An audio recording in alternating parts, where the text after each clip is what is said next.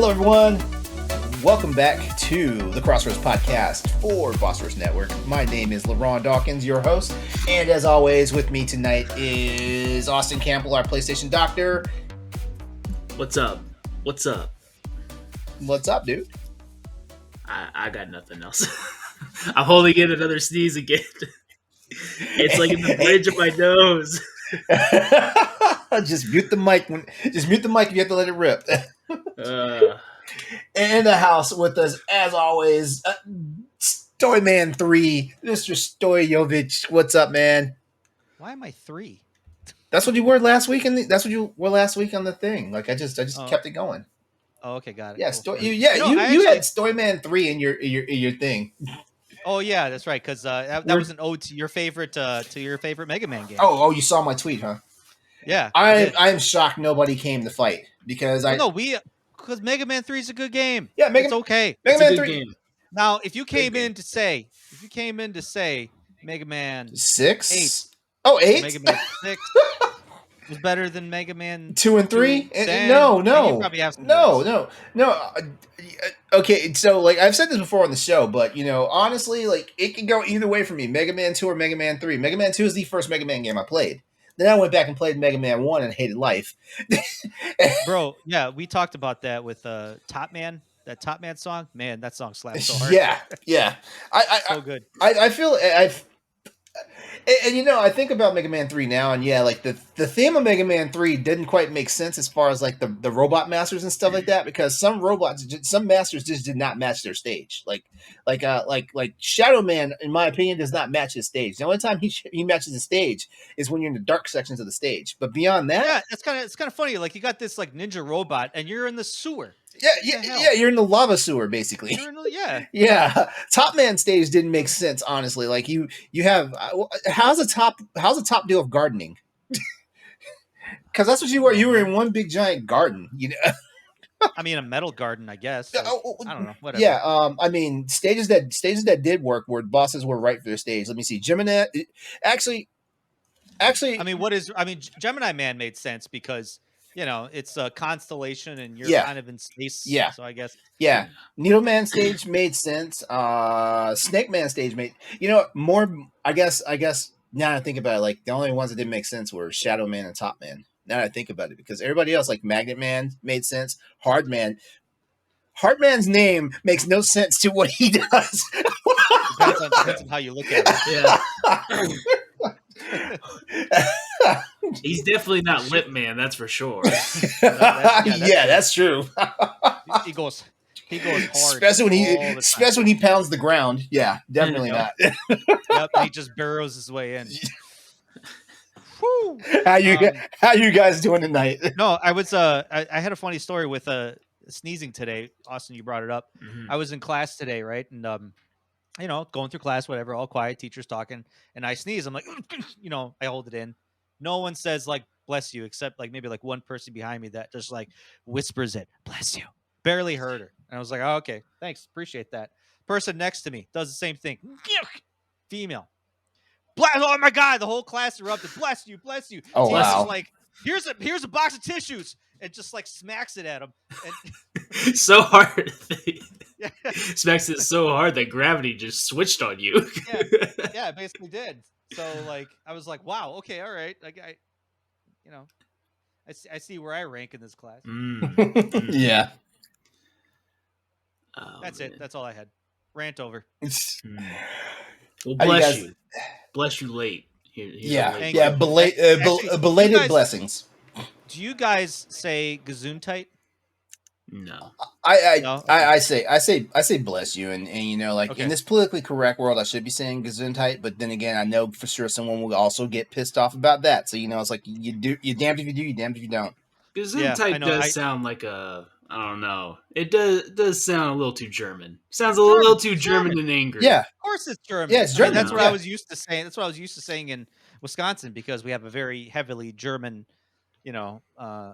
background, I guess, here. So I said it in Ohio to when I was on my video game trip, and the woman looked at me. She's like, "What'd you just say to me?" And I was like, "I'm sorry. That means bless you in German. Sorry. I'm trying to think. There was someone on Twitter that said another version of Gesundheit or Bless You, and I don't remember what it was. And it was like a more politically correct one, but now I can't think of what it was.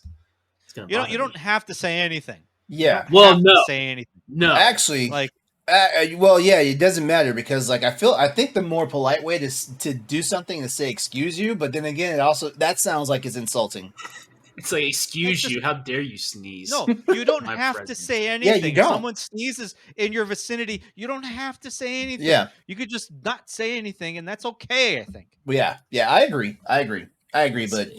But you know, like yeah, to for your health or to your well-being or something. no, That's too because many there's- syllables. that's too Well, that's much. because there's a myth that people think that when you sneeze, your heart stops. That's kind of where that comes from, and it's like, I would No, be dead it's if not that true. was true because my heart No, would just that's not stop true. all the time. Yeah, stop like, breathing yeah. for a half microsecond of a second, but yeah, I have like sneezing fits sometimes. So God, like, Yeah. can you imagine putting yourself in cardiac arrest from sneeze? Actually, you can put yourself in cardiac arrest from coughing, though, right? That's a thing, right? I mean, yeah, I suppose. Yeah, Like if you're having trouble breathing Yeah. during that process. yeah. I don't know. Well, guys, Anyway, how we doing? How we doing this week so far? anything is a natural thing. Mhm. So Yeah. don't feel ashamed. Don't feel Yeah. ashamed. Don't worry if you explode from your nose. Yeah, exactly. It's natural. It's natural. It's Perfectly something that your common. body's supposed to do. But Yeah, your body's supposed to do that. I mean, there's a lot Yeah. worse orifices on your body you could be exploding out of, but you know. It's Yeah, you could be perfectly exploding natural. stuff out of your ear, right? That's what you mean? Yeah, that. Yeah. Yeah. I hope not, man. Ear infections suck. I hate them. Yeah. They do. so bad. Yeah, I used to you get know them what? all the time as a kid. Almost all the time. I think I've had more ear infections as an adult than I ever had as a kid, which is saying something now. They What call is it me saying? cotton ears. Cotton Yeah, because ears. I had cotton in my ears all the time. Like I just had it Okay, like yeah, 'cause okay. it would be leaking. Yeah, it was bad. Poor Austin. Man, were you? Did you were you always prone to them? Did they put tubes in your ears when you were young? Yeah, they put 4 sets of tubes in my ear, and then they gave When up. you say 4 sets, you mean you've had them 4 different times? Yeah. Okay. Yeah, Because they would come out, and then they would do it again. Because I hear there's their weird thing that they come out, which I'm like, huh? Yeah. Oh yeah. And I they're remember not them coming purple. out too. They're like little blue plastic cylinders. And randomly, like I would feel like a rock in my ear, and I'd be like, "What in the world is that?" And I'm like, "Oh yeah, that's the tube." Yeah. Crazy Good stuff. times. All right. Just for reminders, do not forget that you're checking out the Crossroads podcast, which comes to you every week, brings you the latest Just news, in case you rumors, forgot what you were listening to. games, and general discussion in the world of PlayStation, PC, and Xbox. Hey, it's the new but different way of doing housekeeping, because that's all I say. The rest of it. Listen, there are hundreds of thousands of video game podcasts out there, and we are extremely grateful that you're listening to this one. Extremely grateful. Thank you. Yeah. Thank you. You are the. I'm not talking to you. I'm talking to the listeners. Yeah. I was thanking you Talking for to the you. listeners. I was thanking I'm you for. talking to you. Okay, all right. I thought you were telling me thank you. I was like, I'm talking to listeners. I appreciate you. I appreciate every one of you. I appreciate you too, LeRon. I appreciate you too, Austin. I am so I am needy, so I definitely need to hear you say that. I do. Someone's got to give you shit since Chris isn't here. So, Chris gave me a very important task. you don't have to like uphold that task. Okay. You don't have to. I mean. Okay, good. I mean, Chris is nobody important. He's not even here to defend himself. Exactly. Not even here to defend himself. Exactly. Well, he'll be able to defend himself if he listens to the episode. Yep, he's going to be in our Twitch chat. If he's even doing that, I think he's completely forgotten us. No, he hasn't. He's always thinking about us. Always. It's a little Always. Yeah, I know. It's getting a little uncomfortable, but Yeah. whatever. Yep. All right, so guys, you want to go ahead and start talking about what we've been playing? Oh Yeah, let's go. Let's do All it. right, all right, cool. Who wants to go first? Because I don't want to go first. I'll go first. I'll get it out. Yeah, go for it, Austin. We got to do this in alphabetical order. So like maybe like A, then LeRon, and then me last. ALS. That worked. I see what you did. I see what you did there. Oh, I was totally unintentional. Wow. Okay, so now that Call of Duty is officially out, I've been playing like Call of Duty is officially out of my rotation because Vanguard is rough. So I've been playing a lot of Halo Infinite instead. And season 2 started recently, and so I've been jumping into that quite a bit, playing that in MLB The Show. Those are like my mainstays at this point. I played a game called Archvale on Xbox. I was trying to get my Game Pass I'm loving care because I haven't used it in a while, and I feel like if I'm going to pay for it, I might as well just use it. So I'm going in alphabetical order of all the games that somewhat interest me, and so Archvale was the first one, and it's really fun. It's just a top down, not really Zelda because that's what everyone says every time someone sees a top down game with swords, but it's more of a twin stick shooter. The sword swinging it acts like a projectile, weirdly enough. So, but it's really fun, just really quick action game. I beat Gibbon on Switch. How was that? Let me tell you, it's a nice game. I like the message that they're doing. You know, it's a little sad.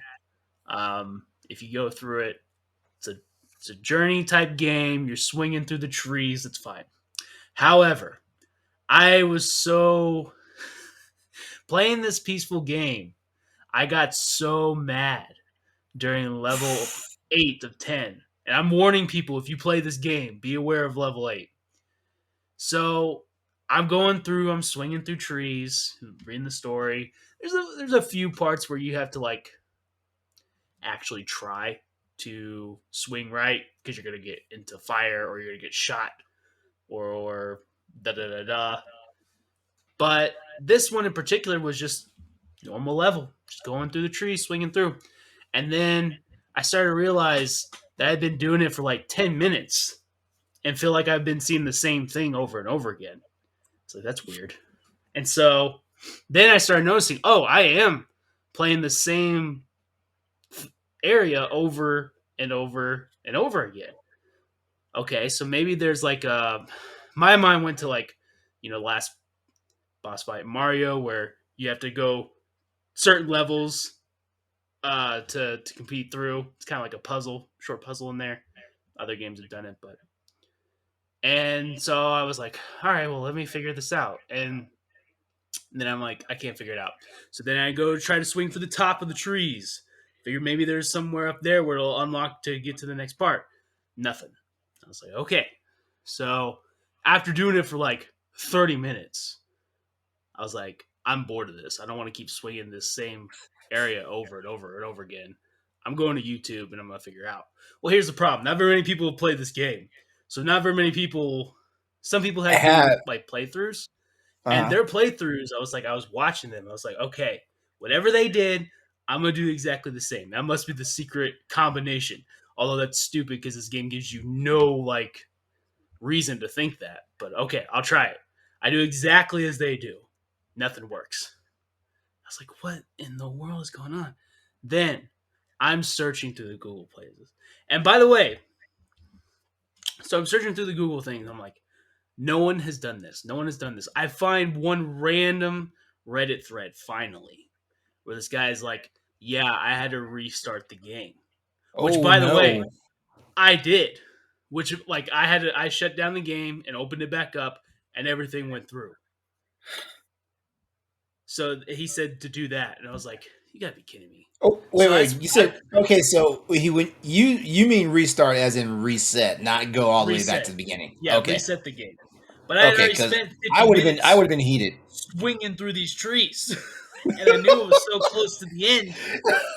I was yelling. I was like, "You stupid monkey! Just go, just go wherever you need to go. You need Oh to my figure it god, out." I'm you so sick stupid of this. monkey! Jesus Christ, you stupid I was mad. monkey! I was mad, and it took all the peace out of the game. All the peace that I was feeling in this game, all the like love for the gibbons, and like, man, humanity sucks because he they're he hates burning down monkeys their now. forest and they're shooting monkeys for their. It's at the end of the game. I'm just gonna spoil this. At the end of the game, it mentions like gibbon monkeys are killed and their babies are used to like attract tourists. It's a big tourist attraction, and they're also pretty rare, so they're it's just like a whole thing. Well, at that point, after 50 minutes of just fighting through this game, I'm like, I'm beating this game. I don't give a fuck. Like, I am going to beat this game right now. I'm so sick of this game at this point. I can't believe this. It did this to me. And once I beat it, I was like, man, I feel bad for these monkeys, but I'm never playing this game again. I can't believe it. I can't believe I spent that much time Oh doing my god! it over and over again. Also, play this in handheld because if you play on the TV, the frame rates are bad. And I mean bad. Oh no! Oh So no. you have to play this in handheld because it at least hides it a little bit, but not much. It's still pretty bad on handheld. But other than that, it was a nice loving game, except for that one part. Had that one part not happened, had this one bug not been there, I would have loved. I would have been like, this game is a really good game. I suggest picking it up $10. Now, I'm warning you: if you buy this game, please, for the love of God, when you get to level 8 and you notice something weird, just reset the game, So please. what is it? Don't What do is what I it? did. Is this like a glitch? What is this? It's a glitch. Like, it's just a glitch where there's a Ooh, certain, like, there's an area where it's like trees, and then there's like a little neighborhood, and then trees again. So I was going through the trees, through the neighborhood, through the trees, back through the same trees, through the neighborhood, through the trees. And I'm like, what in the world? Because there's supposed to be another neighborhood right after it that hmm looks different. hmm And I was so mad. So mad. I was like, I can't So believe it. so here's my question: how fast did you go how fast did you go to Yelp to like Well, knock here's this the game thing. Here's the down? thing. I am To Yelp. I am Is Everything there you a get at Yelp Yelp. for video games? Everything you get. Yo, how fast you go to Metacritic? There we go. Metacritic. No. I am maturing as an adult because the first thing I did to Twitter. I went to Twitter and I was like, "Man, Gibbon sucks. There's a glitch in this game that really sucks." And I deleted the Uh, tweet because you know what? I don't need to say that stuff. I don't need to. But I'm warning you now. Like, if anyone plays this game, it's a really fun game. Just do not do what I did. Just game had my reset the man. game. Game had my man's blood boiling. I was like this stupid monkey. I was like, what does this monkey want me to do? I'm so done. Please, for the love Oh of my God, god. just swing. Oh jeez. I imagine this is not what the developers had in mind in terms of getting a reaction from you. No, no. Probably You're not. Too bad. supposed to feel sorry for the monkeys. You're like, dang, the Yeah, you're humanity supposed to like kind sucks. of emotionally connect with them, and it's I was just, like, man, fuck this I got monkey, the man. exact What the? opposite. Yeah. I was like, this monkey Listen, I feel sucks. bad for you. I feel bad for you, but fuck you. You know what? I'm glad you got shot. No, you don't get shot. Yeah. But Probably no, deserved it. there's actually more to the game. I'm not spoiling everything. So if you're really worried about spoilers on Gibbon, they're still there. They're still there. Also, play Ghost of Tsushima, and I will say that this game has broken my fatigue of open world games. This game is fantastic. This Oh game is yeah. great. I look forward to it. So I really, really am enjoying it. The combat, now that I've unlocked some stuff, I'm like, oh, I see what people meant by the combat being like really fluid for what it is, really creative. The different stances and stuff, and the fact that you can switch the stances just like this over and over and over again, really, really nice. Mhm. Really creative in all their ways with the open world. I really wish that more people will do it. I'm not one of these guys that like sees games like Elden Ring and Breath of the Wild and like all these like go anywhere, do it. I'm like, I don't want that. I don't want that. That's too much. That's too much freedom. I need to be controlled a little bit, okay? I'm weak minded. I need my mind controlled a little bit. I don't mind being subjugated to things, but Ghost of Tsushima does it in a way that I I'm with you on that. feel I'm with like, you on that. yeah, I feel like I'm like, it's not telling me exactly what to do, but like I have it, like the wind, and like the birds, the fox, is like leading you to different things. It's like, oh, like that's a thing that I want to follow just because it's interesting. Like, where are they? What's that bird going to? What's that fox doing? What's whatever? Why is the wind blowing this way? It's like it's leading you to something rather than just like being like, here it is. And that to me is way creative. It's not going to work for every game. I don't think you can do that on every game, but it's really really nice on here. And sorry to interrupt you, Stoy, but No, it's fine. No, I was just kind of expanding on what you're saying. So, but makes me so happy. that's it for me. Okay. I plan on playing more. All right. Well, I guess it's my turn if we're doing Stoy's basically order. ALS. Yeah. Remember the ALS challenge? That was a bad idea. That was a bad idea. Yeah, I was really cold. Yeah. It got to the point where like I got tagged in it enough to where like I did it like 3 times and I was like, no, I'm not doing it anymore. I'm not doing it anymore. You know, like this is cool, this is fun. I was like, you guys just want to see me half naked pouring water all over myself. I get this is basically it was basically the wet t-shirt contest without the t-shirt. Yeah. Mm-hmm. Yeah. I get it, but I'm like, hey man, if you really just want me to give you money for the cause, I'm down for Yeah, that. exactly. I'll give you money for the cause. I don't need to put ice on myself. Yeah. My nipples All are right, already for I don't me- need more. All right, so for me, this past week, I still am playing Bully on PS Vita. I'm enjoying it. It's you know what, Austin? Do you remember how you did time management in that game? Because I'm like, man, like you get up and you have literally like 5 minutes to get to your first class. I like, honestly, there's no time for when fucking antics. when I really played Bully, like I've played Bully since the first time I played it, but not to the extent. Like I didn't play very far into it. When I first played Bully, I was a dumb kid and I'm just gonna do whatever. And I would show up to late to class all the time. I would just mess around in the school, get caught all the time doing stuff, but tripping people with Yeah. skateboards.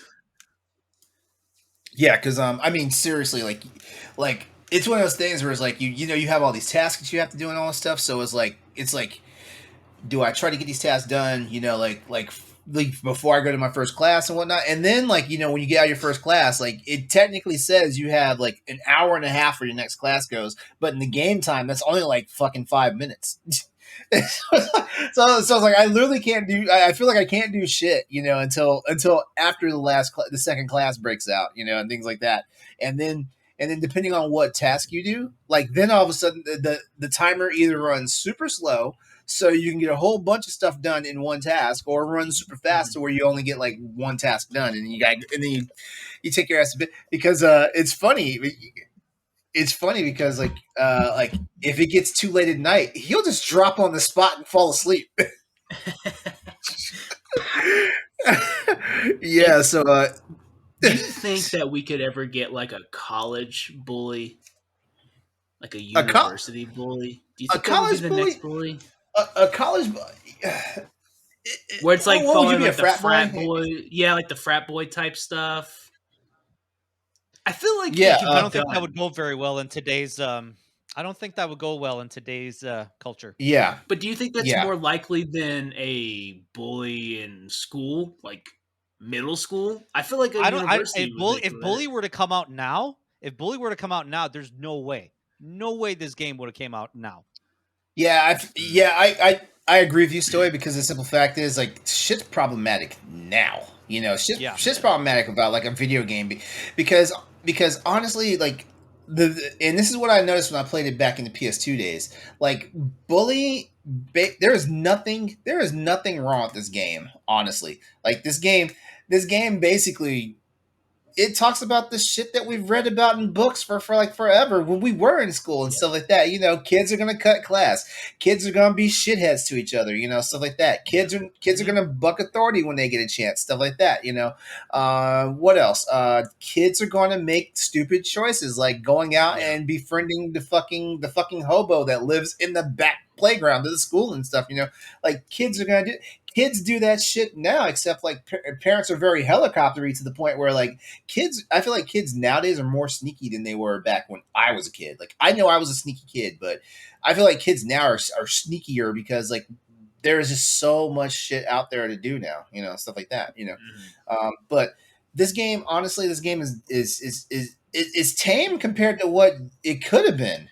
I'll be honest with you. Yeah, I think I remember when this game came out, it had a lot of negative publicity behind it because of the whole, oh, you're just playing as a bully in school. Like people in the news were really talking about it like it was no big deal. Like I'll never forget, I was talking about it over the weekend with my friend Josh, where a lot of you remember when Mass Effect first came out and like all these news outlets were covering, it's like have sex with aliens, the simulator. That's all this game was about. And it's like, which is also not even out yet. Which is also dumb because guess what? Like if there is alien life out there, eventually we're gonna try and fuck it anyway. Yeah, I was gonna say we're the human race. We want men want to stick their dick into anything they can see. Like I could stick my dick in that. Exactly. Yeah. So yeah, yeah. But I mean, Bully's a fun game. The kicker of the whole thing about Bully is the fact that I know this is a master class right now for people who've never even known what this game was or just kind of ignored it. Basically, like you start off as a kid that has some troubles and stuff, but actually he's like the anti-bully because like nothing in the game prompts you to go out there and start fights with everybody. Like the game does teach you how to defend yourself though, but it does not teach you how to go out there and just start whooping everybody's ass, like dunking kids in freaking trash cans and stuff, shoving them in lockers and stuff like that. That's so I don't get it. The game's fun as hell though. So like if you have a chance to play it, like I think we mentioned last week that the game you can find the game on PC for like $10 or less and stuff like that. If you have a chance, just play the game. I think it's on the PS Plus subscription too, by the way. I think I don't remember seeing it on that list, but I'll look it up though. Yeah, maybe and beyond that, Monster Hunter as usual. We're about 35 days out from the expansion, so like I'm just doing some things, just trying to get my hunter rank up, trying to learn a few new weapons before like they throw all the stuff in. Like I'm pretty sure you guys aren't really that up on Monster Hunter, but nope. But there's a whole bunch of new stuff coming in this expansion that basically changes a lot of the play style of the weapon types and stuff like that. And so it's one of those things like, oh, I gotta learn all the old shit because it's funny because like all the old like the stuff that's in Rise right now is, in my opinion, new. So now they're throwing in newer stuff on top of this. I'm like, man, I didn't even master all this stuff yet. So yeah, that's kind of what I'm doing right now with Monster Hunter. And that's it. I kind of took some time off from Final Fantasy VII Remake. I will be getting back on it though because I do want to play like the Yuffie DLC, which I haven't touched yet. I want to play that. Man, yeah. Ugh. Was there anything that drove you away from it, or you just got on Monster Hunter? I just got on Monster Hunter. It wasn't anything particular that stopped me from playing Final Fantasy. Like I'm enjoying playing Final Fantasy, especially like on the ultra widescreen monitor right now on my PC and stuff. Like I'm enjoying it. So there's nothing that's really like running me away from it. If anything's running me away from it is just the fact that I'm playing catch up to where I was at from my last playthrough because I had to start over from the beginning because I was like, oh man, I don't even know where I'm at. If I turn that shit on, I'm gonna be like, what's happening? You would turn it to Tim Allen. Yeah. So that's everything for me. Cool. Yep. How about you, Stoy? I also had a glitching problem with a game over the weekend, and I actually I never return games. Especially digital games. I've never done it before, and today was the first day I did it. and it was They Always Run. Oh no. I encountered a glitch in the 3rd level that literally blocked my advancement. I could not advance. Period. Couldn't do it. Not because the game is difficult, because the game had a glitch where, I guess the story is that you're this you're this bounty hunter. You're this space bounty hunter with a 3rd arm, right? And it's a really cool, like, kind of like side-scrolling uh, hack and slash, and you have like a counter system, and you have there's parkour elements in there, but kind of one of the main problems that I have with it is that the controls are are kind of clunky. Like, they're not fluid. Mhm. They're not like kind of free flowing. Like, sometimes when you get into a really good mode where, like, you're knocking enemies back, you're kind of jumping and you're moving and you're rolling, and it's just, the game has this weird thing where, like, you can only attack while standing still. So, like, if you're running at an enemy and you want to just, like, kind of jump and then maybe slash, Mhm. it stops you.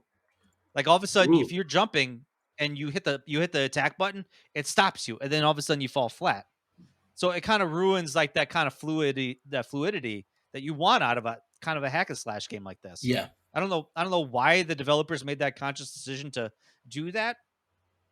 I really think the only reason why they wanted you to do that is they wanted you to use the counter system, which that's where the game shines. If you let the enemies surround you and all of a sudden they make that kind of indication that they're going to attack you, you hit the counter button and it's like an instant kill. So unless the enemies are shielded, then it gets to be a little different. But yeah, like, that was jarring to get past that. But once you get past it, once you really kind of get used to kind of how the combat is, the game gets to be really fun, which was by the end of level 2, I was like, man, I'm loving this. This is good. I'm in a good mode, whatever. I get to the 3rd level. And the 3rd level, I'm supposed to chase this guy. I'm supposed to catch this guy. And it's a long chase sequence, apparently. That's what it was supposed to be set up to be. So I encountered the first part of the chase scene. The guy tries to jump over a wall, completely biffs it, and falls back down into the ground. And then you knock him out. Because in some of the objectives, you could beat enemies who are wanted, and you can knock them out or you can kill them. So I knocked this guy out, and I'm supposed to be able to pick him up and put him back on my ship, but it won't let me do that. So I'm like, okay, well, I get to the end of the level, regardless of this fact, and still nothing. Like, I can't get past it. I tried restarting the game. I tried, restarting the level. I started, I waited a couple days. I look on the developer's Twitter page to find out that we are aware of a problem in level 3 that is causing a problem for some players. Like, yeah, it is causing a problem for some players. I can't advance your fucking game. I can't get any farther. Have you like, tried yelling at the character? Because that's what I did for Gibbon. So I even brought my wife downstairs and was like, look at this shit. I can't advance. You see this? Like, I wanted a witness. I'm like, look at this. And she's like, yeah, that doesn't look right. I was like, of course it doesn't look right. So I actually tried it today. I got home today and I was like, let me see if they updated it, because they said an update was coming within a couple of days. Like, you would think you sell a product that you can't fully use, So, like, imagine, like, selling half a sword, Like, I can't use this, It's like, it doesn't even have a pointy bend on it. So, and then expecting people to be like, you'll be fine. So, yeah, they said an update was coming, which you'd think, like, they'd want to get on it. Like, this is a pretty significant thing to happen. Like, it's an hour and a half in. Now I can't play the game anymore. So no update as of today, and today's Tuesday. So I said, fuck it. I'm asking for my money back, because it was like $20. Mm-hmm. I mean, it's not that expensive. At least it wasn't $70. But yeah, like, I asked for I submitted a request. Microsoft said it's going to take 72 hours to process your refund, and all of a sudden 10 seconds later I get my money back. So yeah. Well, that's a shame. Well, I'm watching the gameplay now. And it looks good. Yeah. I know it is. That's what makes me mad about it. And that's what literally makes me upset is that this game was good. I was starting to have fun. I started to really nail it down. The art style is good. The banter, the dialogue is really good.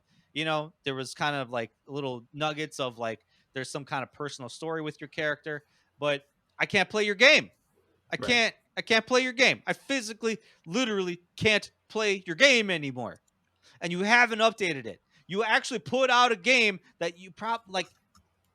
How do you miss that in QA? It's like the guys at Cyberpunk that were like, all these problems you guys are having, we didn't encounter it during testing. Really? Did you even play the game? No. They encountered it because they tried to delay it again, and everybody got pissed. And it's like, release the fucking game, and then they got the fucking game, and we're like, this game sucks. But that's the funny thing is that they said that after the game came out, and they said all these bugs. They literally said it. The CEO of the company or the head of the company said, we didn't encounter all these bugs. I'm like, do you know how many bugs your games has? But you're still updating it. You're still updating. He didn't encounter all those bugs because he played in the PC environment. The people who got the gold discs, for PS4 base version. I was gonna say, I fully believe that they did not play it on PS4. There's no way they played on PS4. They played in the PC environment. They for real. Yeah. But I mean that's the thing that I know these independent developers. They don't have access to these large QA departments, or these big QA teams. These independent developers are oftentimes probably testing the game themselves, which I applaud them for that because obviously, that gives you a little bit of like, hey, I want to make sure that this game is good.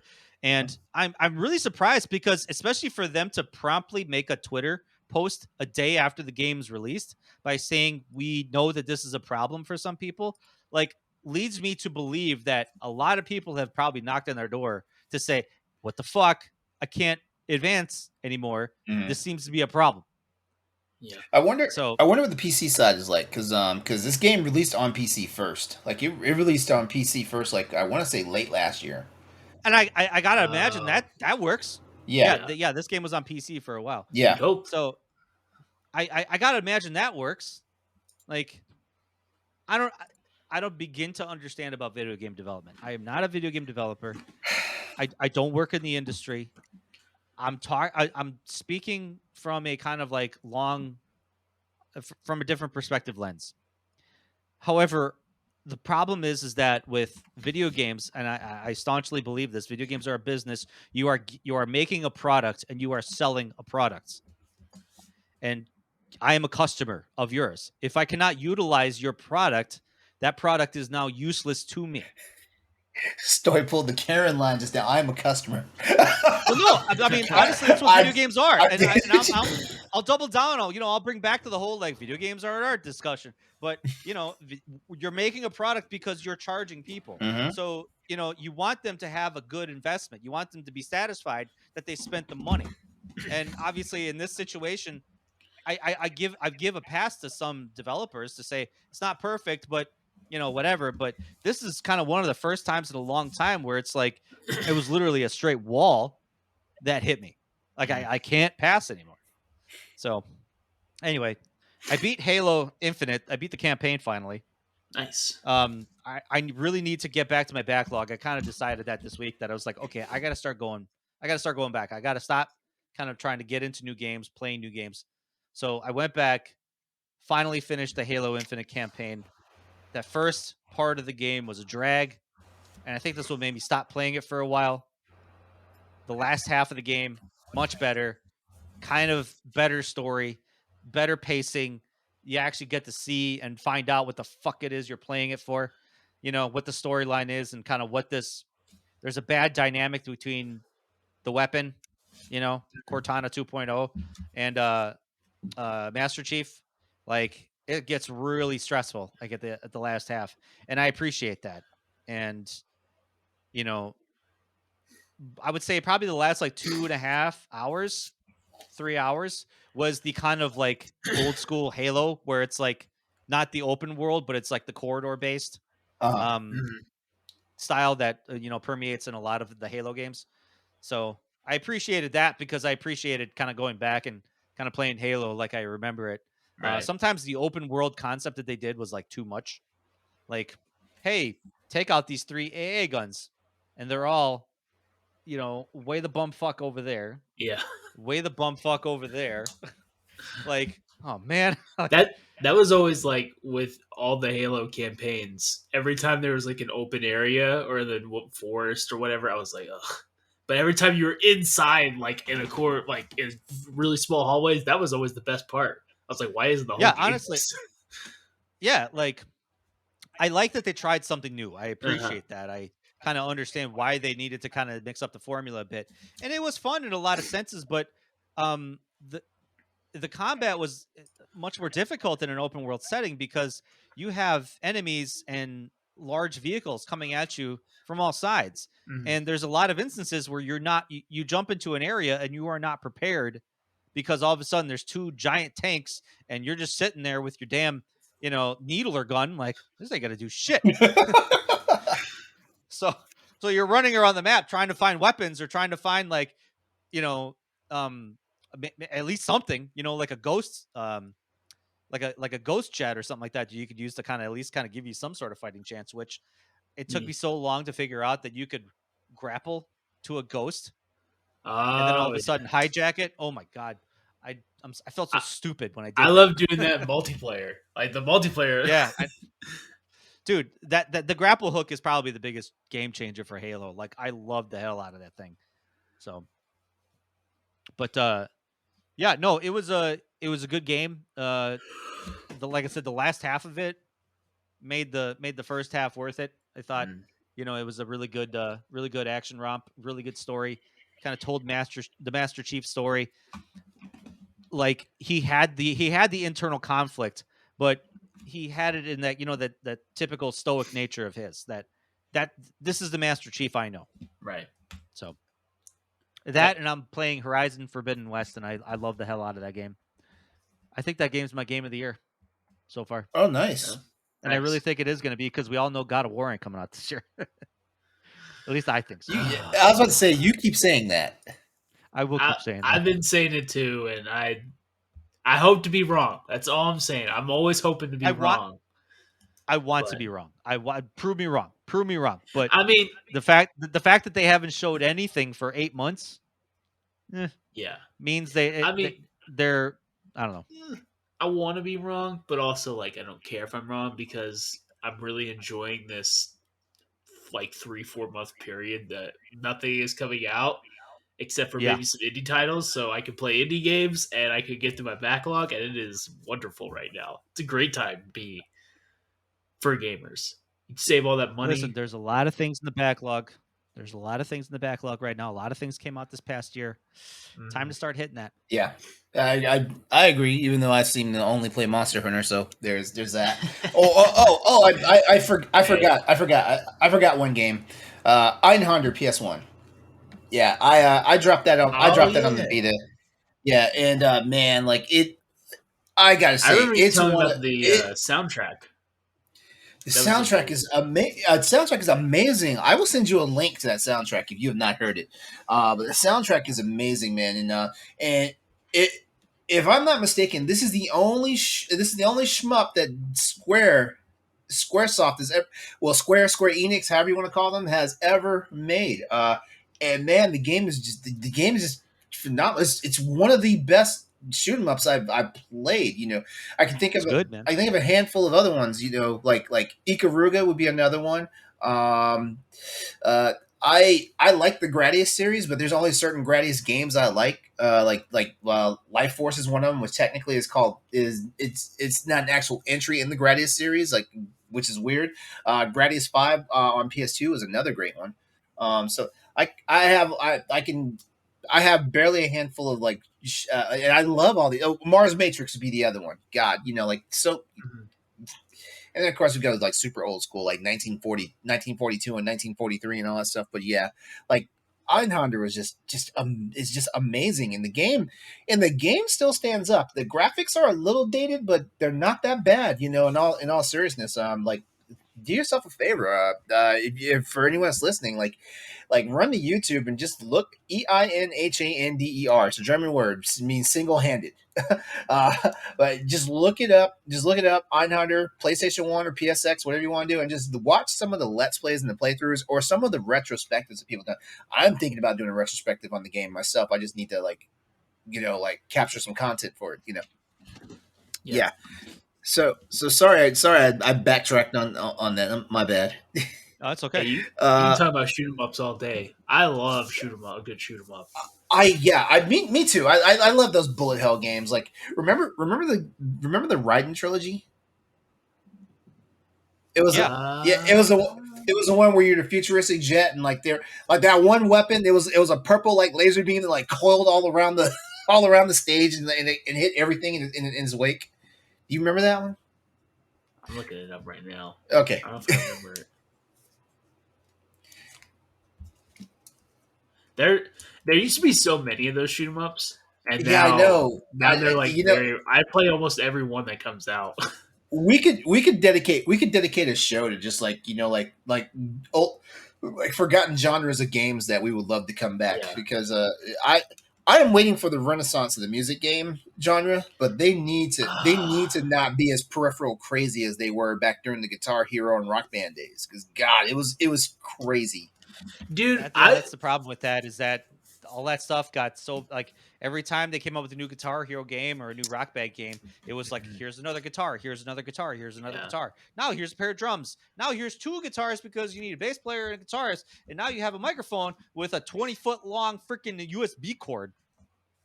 Dude, ain't nobody got room for this. Yeah. I really just liked music games that I would use my controller. Like any music game that let me use a controller, I would do it because I just like the rhythm part of it. I would play like Lego Rock Band on my DS all the time. Like that was just a fun game to put on. Plus, I love like Tap Tap on my phone. That was like one of the big phone games I played. What game is it on the Oculus where it's like literally Air Guitar Hero? It just came out a few months ago. I know what you're talking about. I know what you're talking about. Yeah, you literally look down, and it's like you're playing the air guitar, and it's like it actually like does hand tracking. I forget what the name of it is, and they got some legit songs in it. But yeah, like you're actually just hitting your fingers like you're playing the guitar. I don't know. It seems pretty cool. Yeah, that's a topic for another show, though. Let's. You guys ready to just break into like the new notable games for this week? Let's do it. Let's do it. Where's there we go. All right. So we've got what you're looking for. This week's upcoming games for the week of the 23rd of May to the 29th of May. Remember, you can always go to bossrush.net to find this article. It's a weekly article. It gets updated, and it'll have everything that's coming out across PlayStation, PC, and Xbox platforms. So let's go ahead and get this started because if we look at today, the 24th of May, we had the survival horror title Injection Pi 23 Ars Regia. That's a mouthful. Jeez. Which is available on PlayStation 4, PC, and also Xbox Series X, along with Floppy Nights, an indie adventure title for Xbox Series X and PC and Xbox One. Coming out tomorrow, the 25th of May, we have Roller Champions, which is a multiplayer sports title for PS5, PC, and Xbox One, along with indie platformer Blow and Fry for practically every system: PS5, PS4, PC, Xbox Series One, Xbox Series X, and Xbox One. My bad. We've also got the Amazing Superhero Squad, which is available on PC and Xbox Series X and Xbox One. And then on the 26th of May, Sniper Elite returns with Sniper Elite 5 for the PS5, PS4, PC, Xbox Series X, and Xbox One, as well as Arcade Archives Plotting. Okay, don't ask me many questions about it. It's a puzzle title, but I really didn't do any research on it. It's coming out on PS5, PS4, and PC, so technically that's an exclusive.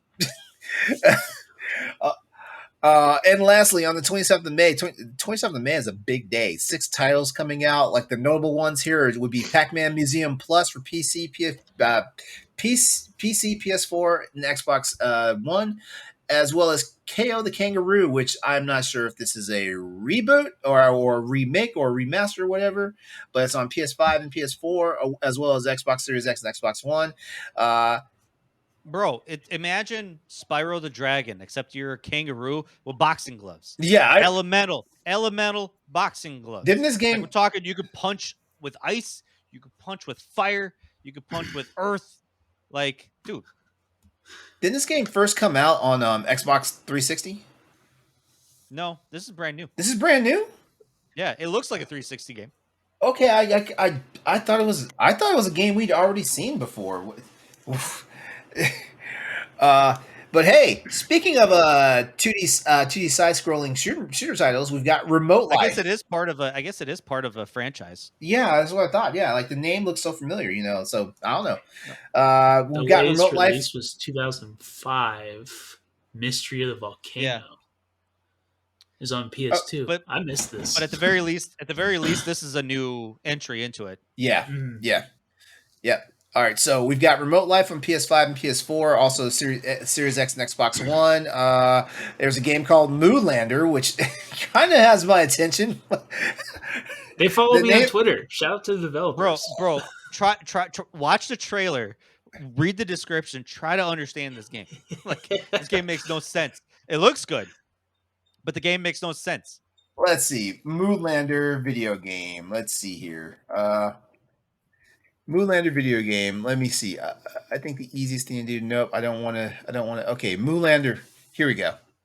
All right. Moonlander is a 2D adventure platformer where you take control over your civilization's last remaining spaceship to scour varied environments and search for the source of infinite amounts of milk. Tame the mighty cows, discover hidden secrets, solve puzzles, and fight intelligent enemies. Okay, so it's a shooter, but it's what the? but you're also playing as the alien spaceship, and you're also playing as a cow. So, dude, and the cow is just swinging around like it's crazy. It's crazy, dude. This game is wild. Like, it looks good. Like, it actually looks like very artistic. It looks pastel. It looks good. It looks fun. It looks fun too. But man, it just it looks like that bonkers though. Story makes no sense. Story makes no sense. It doesn't have to. Nah. I also like that it's just close to Zoolander. I love Zoolander, the movie.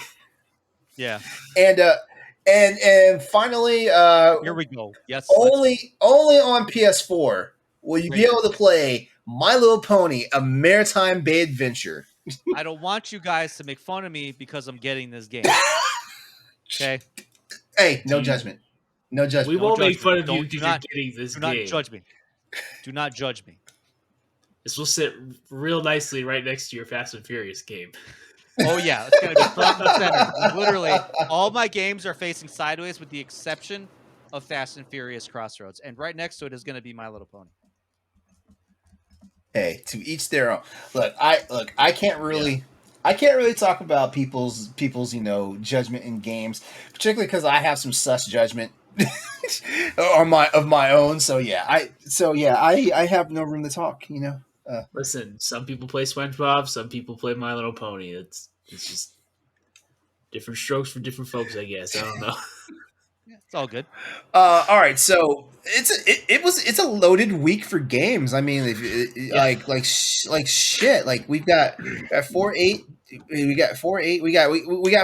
We got 14 games that came out this week. That are coming out this week, and I'm pretty sure some more have already slid in under the radar because certain indie releases just kind of pop up out of nowhere, out of projected list. Like if you guys are wondering how I curate my list of the games that are coming out every week, I usually go to Metacritic. Metacritic is the best place to find out when games are coming out. Now, of course, all release dates are subject to change. I go to releases.com. Releases.com, that's a good one too. But that's a good one too, actually.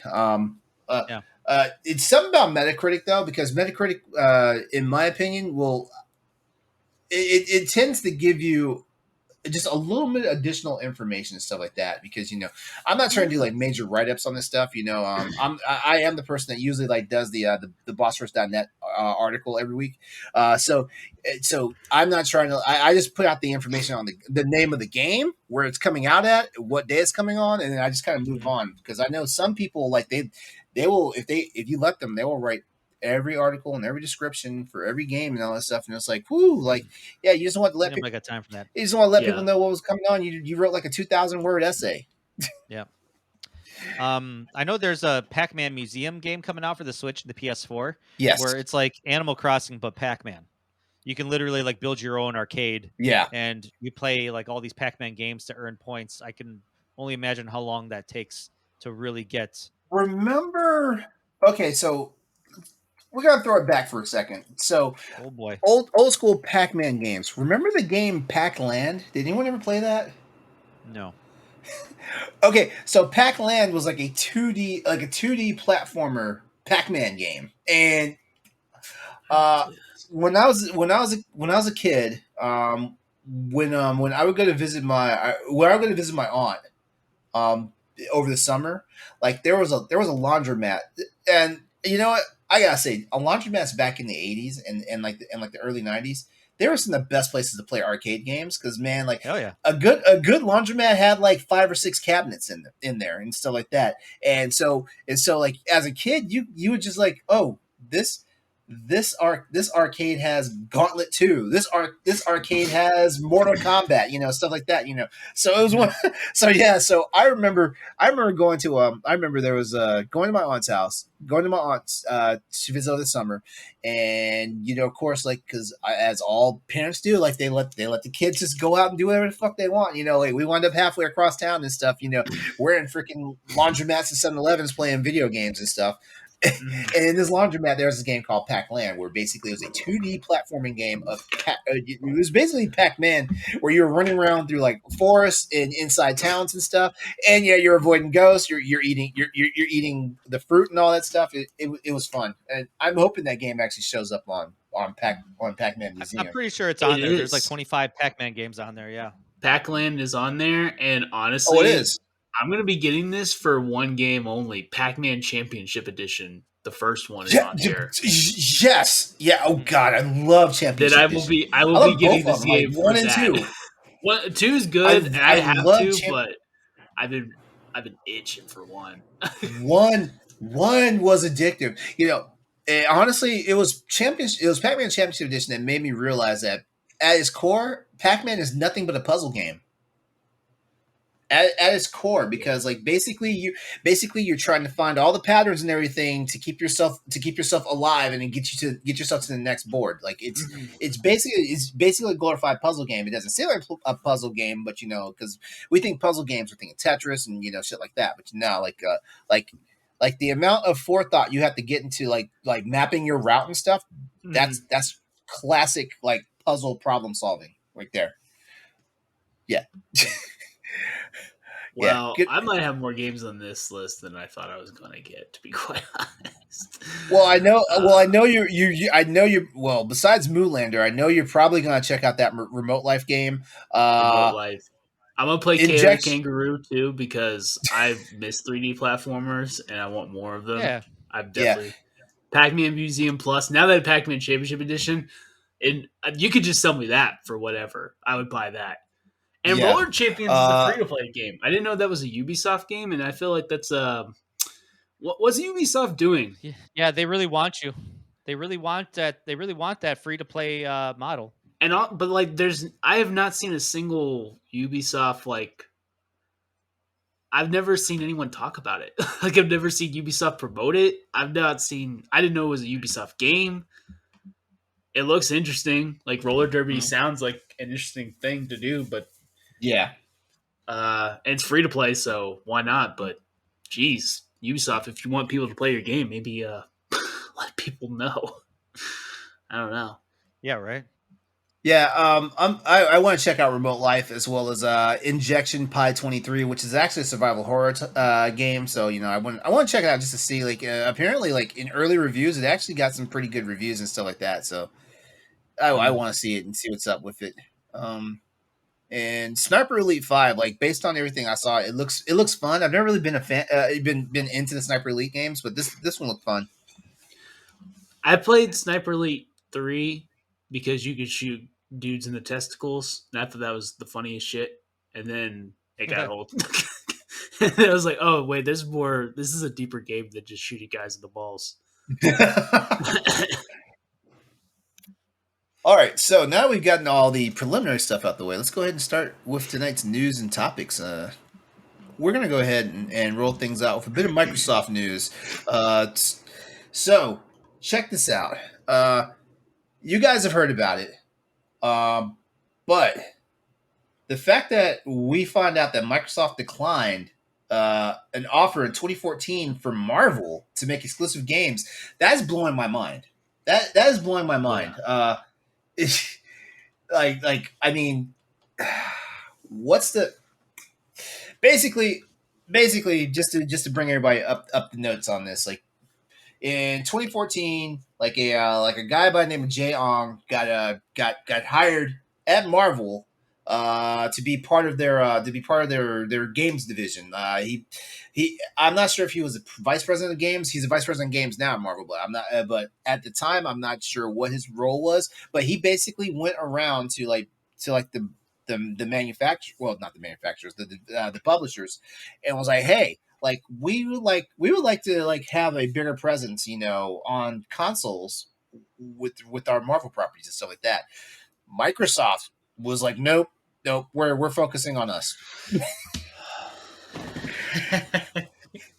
So they went. So he goes to Sony, and Sony's like, oh, we can do this. We were wondering if we could do something with Spider-Man, right? And so like some things were said. Apparently like they talked. Like apparently like Jay talks to Microsoft. I mean not Microsoft. I'm sorry, Activision, who their time was winding down with the Spider-Man franchise, but they still had the rights to it. He talks to them, and they're like, hey, if Sony thinks they can rock it, like let them have it and stuff like that. So lo and behold, we see what happens. Spider-Man comes out on the PS4, and the rest is history. Insomniac is basically like striking gold every time they hit a Marvel property now. Yeah, I mean they got Wolverine. Yeah, they got Wolverine. Yeah. We've got Venom coming out. We've got 1.5 sequels for Spider-Man. And honestly, who knows what else they got? They probably got some VR games coming in the Marvel universe. Maybe another team is going to work on a Marvel game. It might not just be Insomniac. Bro, like it doesn't get talked about enough, but one of the best PSVR games is Iron Man. Yeah. That game is phenomenal. Plays so well on the PSVR. Mm-hmm. Like man, I think I chugged in a lot of times on that, and because it felt so good. Like it was one of the best games for the PSVR at the time. Yeah. I mean, okay, so basically, we wound up getting all this information from a story in the book titled "The Ultimate History of Games, Volume 2," which is written by Stephen L. Kent. Don't worry, we'll put links to it so you can check it out, like possibly buy the book for yourself and things like that in the chat. But were you guys as shocked as I was to hear about this? Like. I kind of thought that like the Marvel Sony thing was originally a pitch to Sony, but to hear that he actually went around to like Microsoft. Well, apparently they considered Nintendo, but they knew for a fact that Nintendo kind of had their own quirks, because it's Nintendo. Right. So they figured that Microsoft or Sony would be the most likely places to go. Which, by the way, well, I guess they published it. I guess they did get their exclusive game, but Nintendo Marvel Ultimate Alliance. Yeah. But I don't know, man. It's it is kind of surprising. The only thing I could see Microsoft turning away from would maybe be like, and I know this is kind of a weird stretch for Microsoft to turn it away, but like maybe it was too much money. Maybe Marvel was like kind of like doing the FIFA thing where it's like, hey, you want to make a game for $1 billion, and Microsoft's like, nah, I think we're good. Maybe their head was at a different place with trying to get more unique exclusives as opposed to just kind of focusing on just having a license from someone else. Well, what was going on in 2014 for for Microsoft? What was happening back then? That was the Xbox One days, man. Xbox One. Okay. That's a dark time of So that was 2014. Was Yeah. that so? That was even before Sony even had Insomniac, and Insomniac had just released Sunset Overdrive. yeah, and Titanfall. Yeah. Man. And Connect Sports Rivals. Yeah. I mean, shit. Like like I just love the fact that like we have a company. 2014 had some bangers. What was out there? What was out there? Far Cry 4, Forza Horizon 2. Oh, guys, remember Assassin's Creed Unity? Yeah. Oh, guys, remember The Crew? Ooh. Yeah. Oh man. No, I take that back. There really weren't that many bangers. There was Far Cry 4. Call of Duty Advanced Warfare. Hey, Dragon Age Inquisition, boys. Maybe that's what I was still thinking. stand by Sunset Overdrive. Maybe the best of the ones that we're naming so far. Every time I think of Sunset Overdrive, it makes me sad. Is that okay? So, Austin, is that Insomniac's best game? No. I mean, Insomniac has a very impressive, pedigree. Like, we've got the Ratchet and Clank series, we've got the Resistance Fall of Man series, Sunset Overdrive. They've now got Marvel Marvel Spider-Man under their belt. Marvel Spider-Man and Wolverine. Like I'm curious. I'm almost curious. Like what would even though Guardians of the Galaxy is a good game, like what would it have been like under Insomniac's management? Honestly, like I don't know, this story that came out, I was like, okay, what Marvel movie came out 2014? Like, surely you saw dollar signs everywhere. Like, I feel like Marvel movies in 2014. What do we have? Captain America: The Winter Soldier, Guardians of the Galaxy, and Amazing Spider-Man 2 is happening. That might have been why they were shy. I was gonna say that was right before it got. I mean, Winter Soldier, best Marvel movie, but definitely the best Captain America movie. That's definitely the one that started. Like, I think Winter Soldier and Guardians of the Galaxy were the two movies that were like. I remember people who didn't like Marvel were starting to talk about it, like telling me at work, like, "Hey, did you see that movie?" I was like, no, but why did you go see it before I did? Like they were seeing an open weekend, and so maybe this was before Xbox saw the money on the wall. But I'm like, man, how could you turn Marvel down? And why are you not trying to get with DC? Like, I feel like honestly, I'm surprised DC didn't get in on this any earlier. Like, yeah, it's actually pretty shocking with the way Marvel was rising to prominence that DC didn't get their shit together. Yeah. It's also sad. All right. Yeah. So here's the doozy of a question right here. Do you think Microsoft made a major mistake, or do you think that focusing on their own IPs was a smarter choice at that time? Well, I mean, we already said this landed in the middle of the Xbox One phase of Xbox, so the writing's kind of on the wall. The writing's kind of on the wall right there. Because what was one of the biggest PlayStation 4 exclusives besides God of War? It was Spider-Man. Yeah. I mean, and the fact that obviously that was the only Marvel game, or at least notable Marvel game, like AAA style. Like, we're not even going to talk about Marvel's Avengers, but that game like cemented PlayStation 4 is like, honestly, like, it put it on top. It put it on the top. Yeah, we're the best. Yeah. I don't think it was a huge mistake. I mean, I definitely, like, in hindsight, it would have been best had they done it. But to me, the funniest part was them saying that we're going to stick to our studios and our IP and stuff that we still have yet to see very much from Xbox. I know, yeah. Party. That's That's gonna roll us into our next conversation in a moment here. Man. But now I'm trying to think of, like, could you imagine if, like, the Gears of War team made a Punisher type game or something along those lines. I'm trying to think of like what Xbox Studios could do. Bro, I think they could have really done the Punisher very well. The Punisher for the PS2 was a really good game, very underrated. Yeah, true. Yeah. Mhm. Who would be the studio that would handle like a Marvel property? Like what Xbox developer do you think would have handled it? Oh, who the I don't know my Xbox teams very well, but who does like Fable? Like they could have done a superhero RPG if they really wanted to. Yeah, they actually could have. I'm thinking Oh like who man, would have been. can you imagine? Can you imagine if that studio if that studio had Thor? Yeah, like Man, Yeah, actually, that would have been a good one. yeah, because you think like Peter Molyneux at the time, like like I remember his Black and White series games, and man, those were basically like they were basically God games, basically, But Mhm. there were so many quirks, and then things that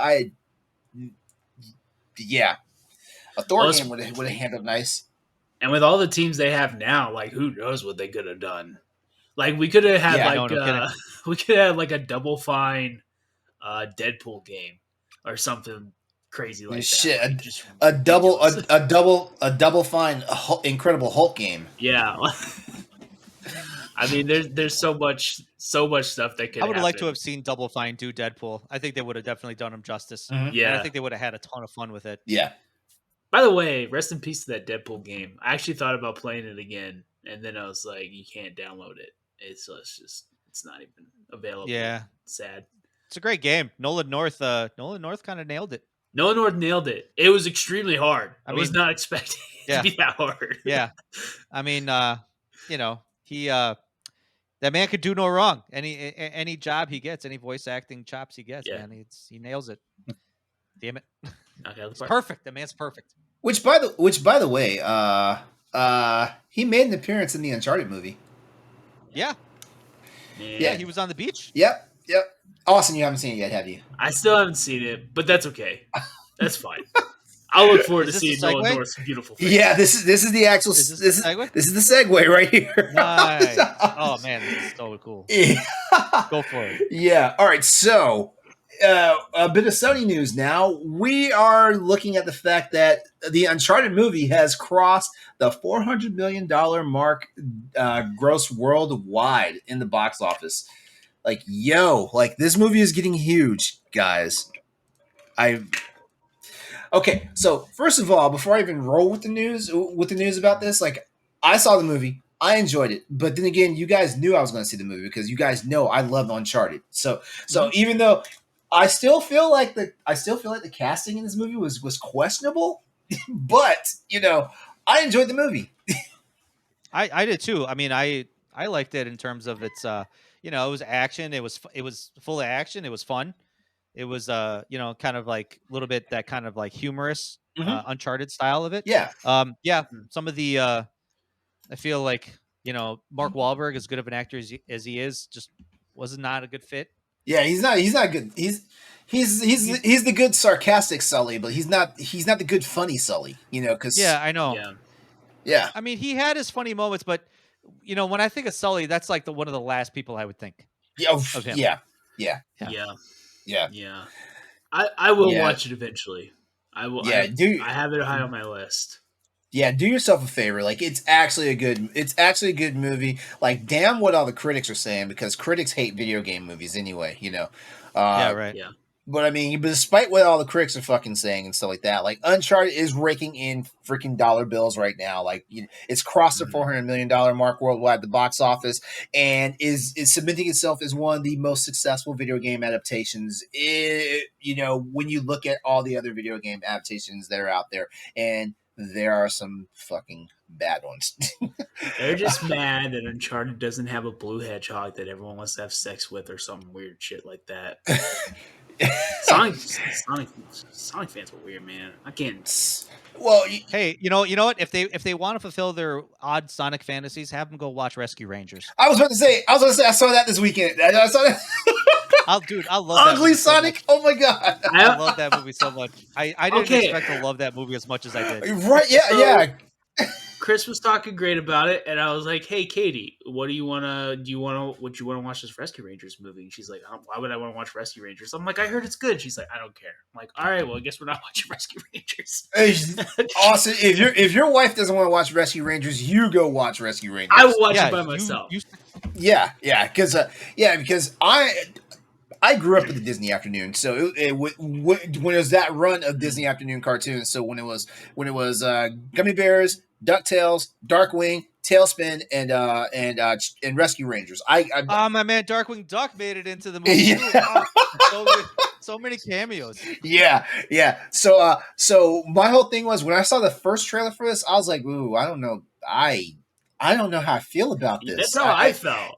I was really surprised that Chris was hyping it up. I was like, what? You had hand drawn Chip and CGI Dale, and I was like, what the fuck is going on here and stuff like that. I know we're talking about the Uncharted movie, but I need to talk about this real fast. And man, so the movie was because I watched it with my best friend over the weekend, and we were like, man, this movie is so self-aware of stuff, but at the same time, it was like magic the way they pulled it off. Like I had a problem with the fact that they were intermingled. It was like Roger Rabbit. They were intermingled with human world and cartoon world, but and also like, man, I don't know, man, like. If Disney doesn't own all these damn properties, they damn near flash money to get some of these properties, because like we saw Warner, they had to flash money to get Ugly Sonic. They That's the funny part, is that he had a significant role in that movie. Yeah. It wasn't just a quick cameo. Yeah, it was like, not. No. He had like multiple speaking lines. Yeah. Multiple speaking lines, multiple scenes. The best part was when they would zoom in on his teeth, because they were definitely self-aware of all the hate that Ugly Sonic got. Oh my god, it was so good. Yeah, so Austin, just do yourself a favor, like take a time out this weekend, watch the movie. Like you will enjoy it, and it's got what you need. It's got what you need. Yeah. I'm just gonna have to. All right, so. Watch it. If she's in there, I'm just like, don't force her. I watched it with my wife, and she loved it. Well, here's the thing. Don't force her. If she doesn't want to watch, you know what? No, like, hold on. This episode. If she's Uh-huh. in the room, I'm gonna be like, look, if you want to watch anything, you tell me, and she'll be like, I don't care, and I'm gonna put it on. Because guess what? I did that this last weekend. And she's like, I don't care. I'm like, fine, you're gonna regret this. And I put on the first Jackass movie. Put the first Jackass. Oh, She's never seen Jackass. So I was like, you know what? You're gonna regret this. I'm gonna watch all the Jackass movies.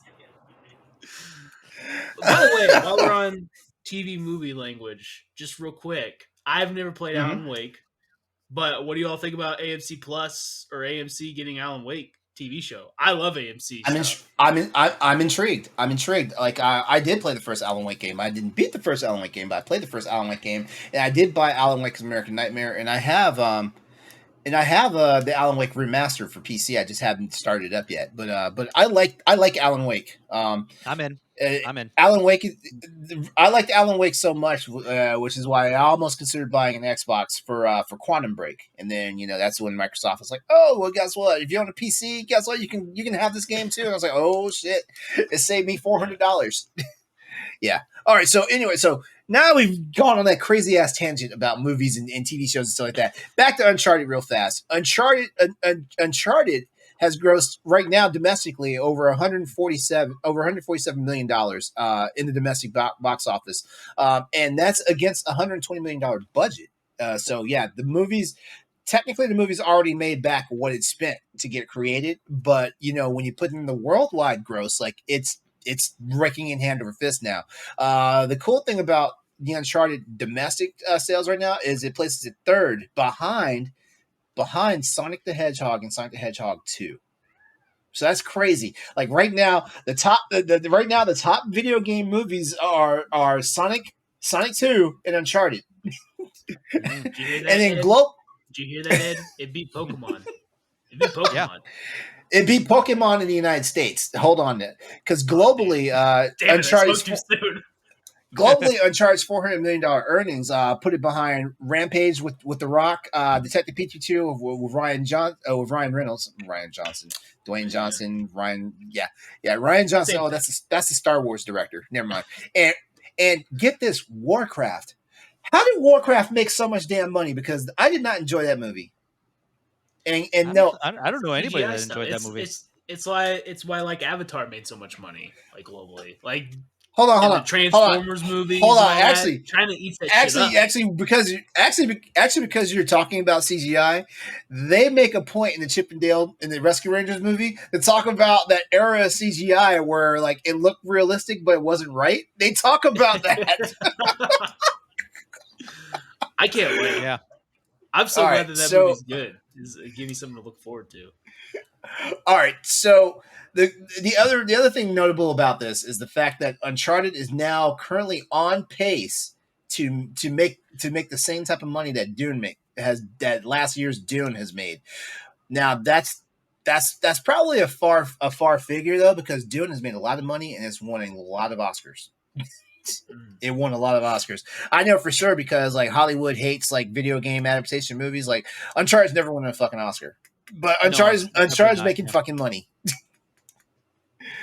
They might win an Oscar for like sound or interior design or some bullshit like that. Maybe. I'll have to watch it. I'll have to watch it again and let you know, because in all seriousness, I feel like the movie it's a solid movie, but I don't feel like it did anything like wow in like the technical categories. It didn't do anything to wow in the technical categories, honestly.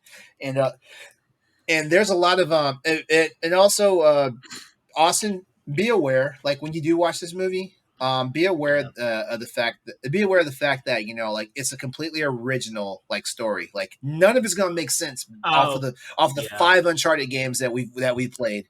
Well, 6 if you include Golden Abyss. Well, they put like the plane scene in Uncharted 3 right in the right at the beginning. Which makes no sense because it's young Drake. Yeah, I'm like, man. Well, when I saw that, I was like, service. I guess you only think you're gonna make one movie then, because no, because there's a post credit scene that basically tees up for the possibility of a sequel. Chloe. I can't say anything else. You have to watch the movie. You have to watch the movie. I'll do it. I'll watch it. As a matter of fact, just spend this weekend, watch Rescue Rangers and Uncharted. Yeah.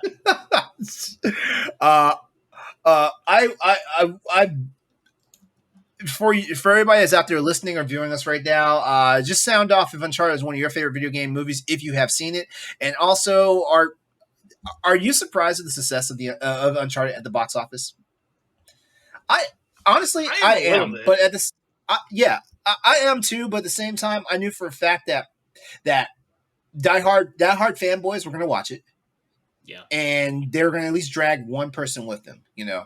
Mm-hmm. Yeah, so I am surprised that it's doing this well, but then again, video game movies do gross a lot of money. I mean, shit, like the Resident Evil movies, for what it's worth, make money. You know, the Tomb Raider movies make money. The Mortal Kombat movies make money. You know, stuff like that. So I guess the question, you know, makes it seem like it's a far off thing, but these movies make money. If these movies didn't make money, they would have stopped making them a long time ago. We wouldn't have that damn Super Mario movie with Chris Pratt coming out. You know, Keegan. Yeah, if video game movies did not make money, Nintendo definitely would not be making a Super Mario movie. That's a good point. Yeah, it's all about money. It's always about money. It's always about money. That's why these companies do all this shit. All right, so we have another Xbox news topic tonight, and it's more of a talking topic, but it's going to be interesting. So, guys, could Game Pass actually be hurting overall sales of video games? Could it? It's a question, and not so much it is doing it, because we don't know for sure.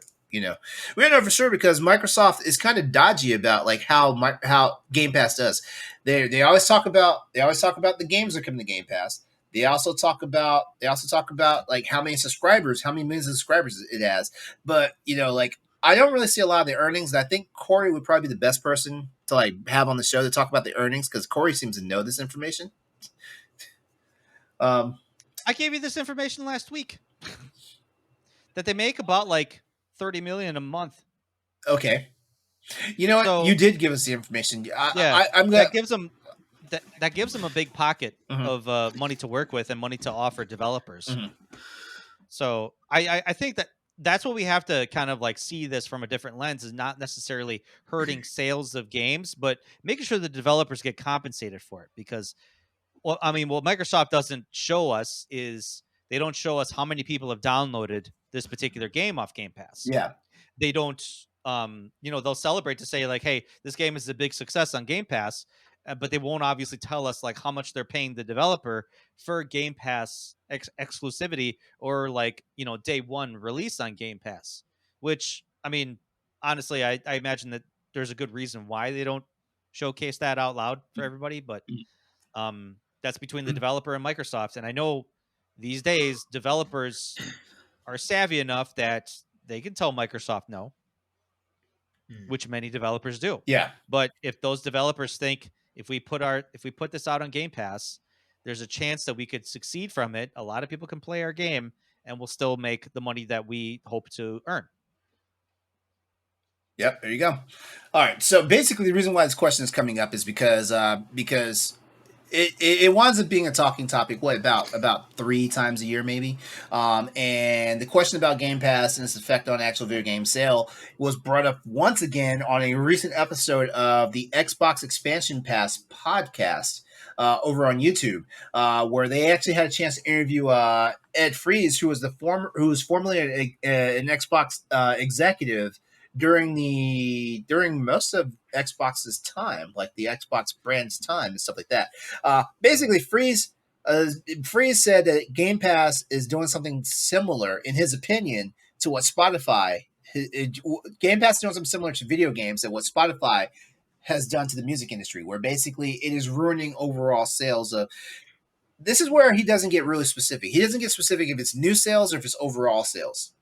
But like when we look at his analogy with Spotify, it makes it seem like it's overall sales, things like that. He had this to quote though. The one thing that they're doing that makes me nervous is Game Pass. Game Pass scares me more because it is somewhat analogous to the analogous thing with Spotify that was created for the music business. Basically, he said that it's damaging the business of video games and stuff like that. Guys, what do you think? What do you say about this? Go ahead, Austin. So I have a few thoughts. About this, and I've been thinking about this for a while.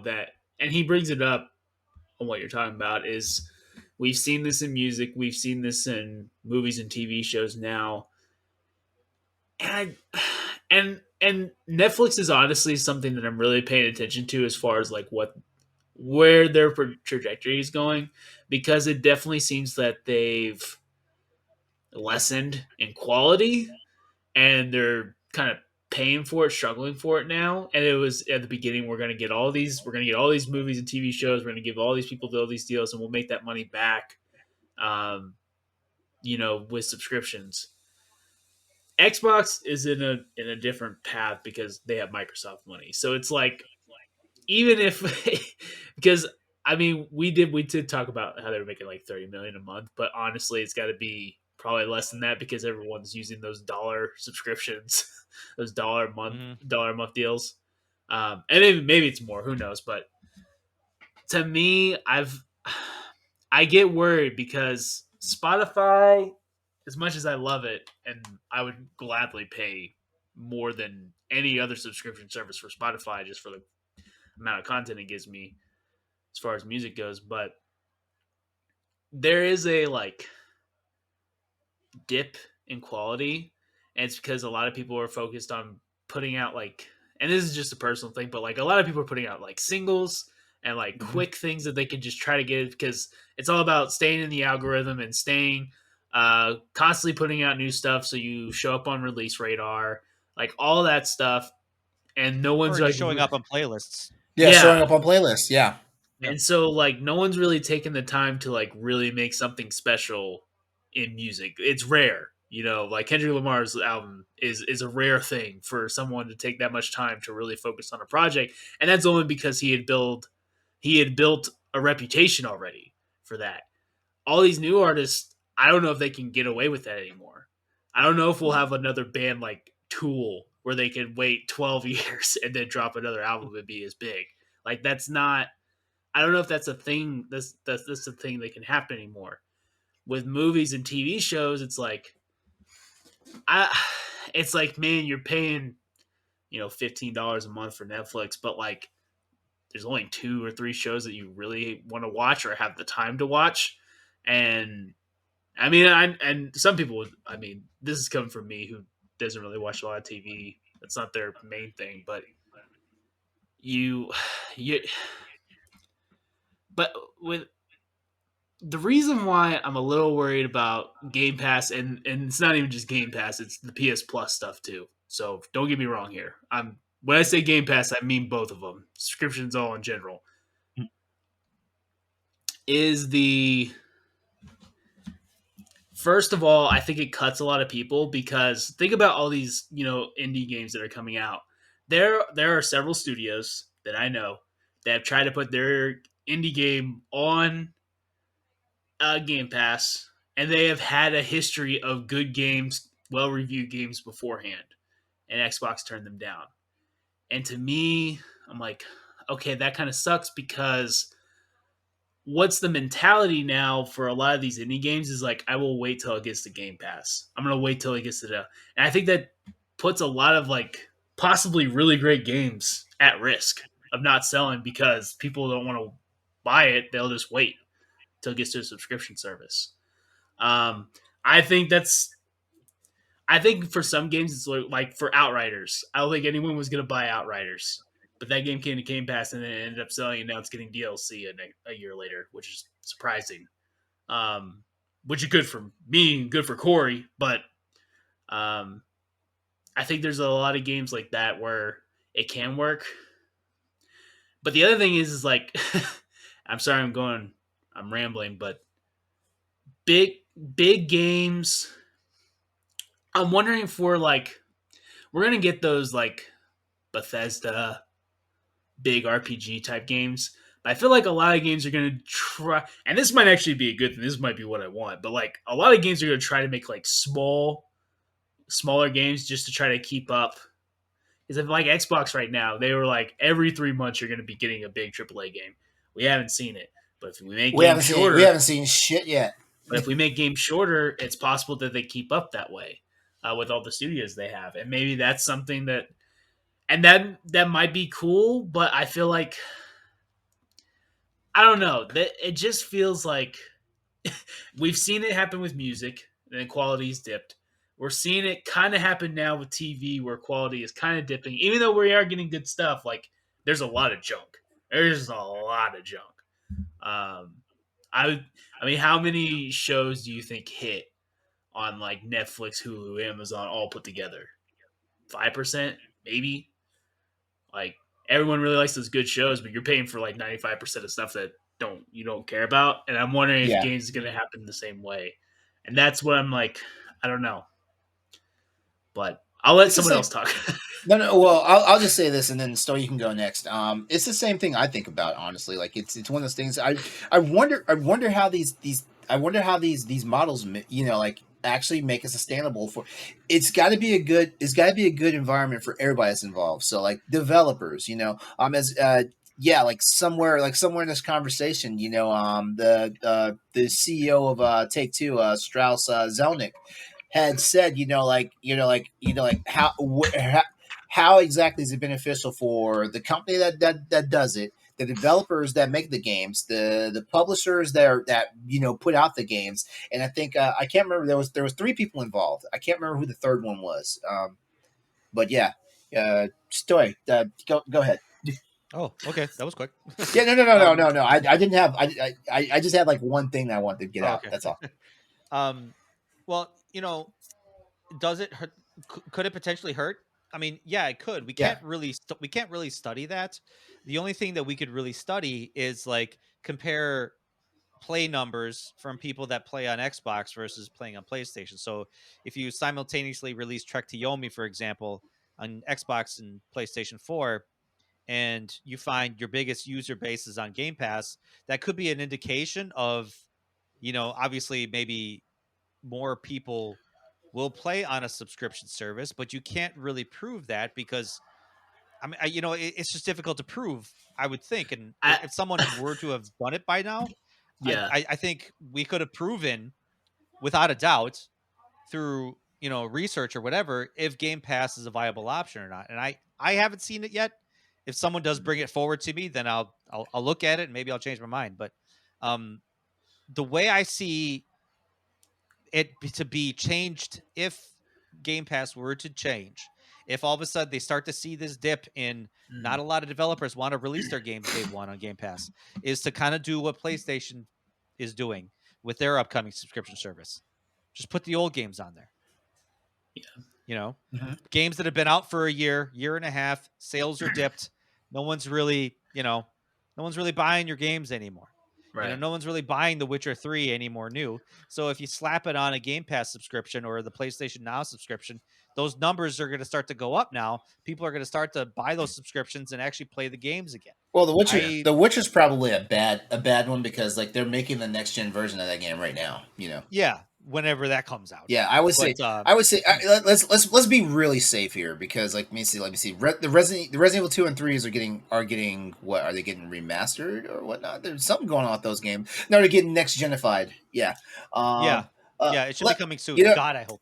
Mega Man. Can't wait for that. Mega Man 11. That's the safe one. Like that game's been out for 2 years. Screw that. I want Mega Man 12. Get out of here with this next gen upgrade for Mega Man 11. I want Mega Man 12. I'm not saying I'm not saying a next gen update. I'm saying I feel like Mega Man 11. No one's buying Mega Man 11. Yeah, exactly. I feel like Mega Man 11's made all the concrete sales it's going to make. The only time we see this game move the needle is when it goes on sales. Because publisher sales always happen. Nintendo Switch always seems to have a Mega Man 11 sale for some strange reason and whatnot.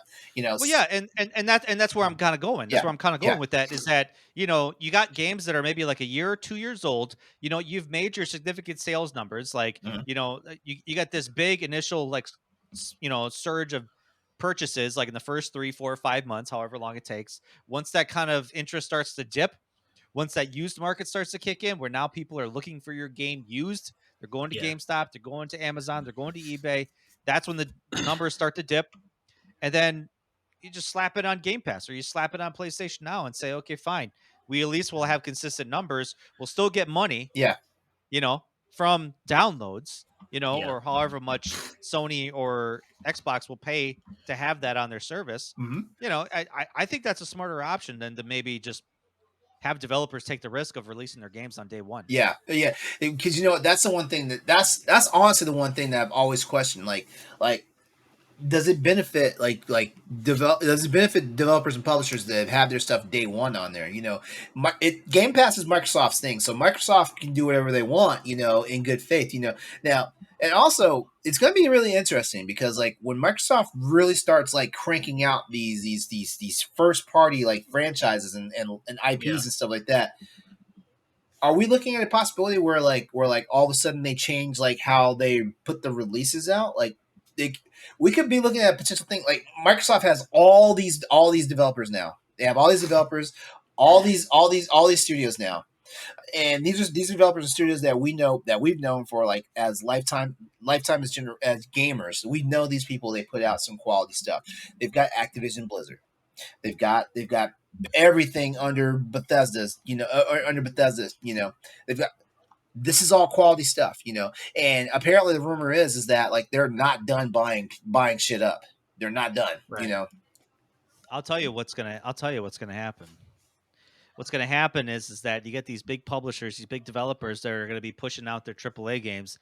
And you know what they're going to fucking nickel and dime you with? DLC. Yes. Yeah. They're going to hit you. They're already doing that. Forza Horizon 2. What happened with Forza Horizon 5? They saw record numbers of downloads of their DLC packs. Yes. Yeah, exactly. Yeah. And when was the last time we saw anything from Forza Horizon 5? honestly, I'm still waiting for that to kind of pay me back. But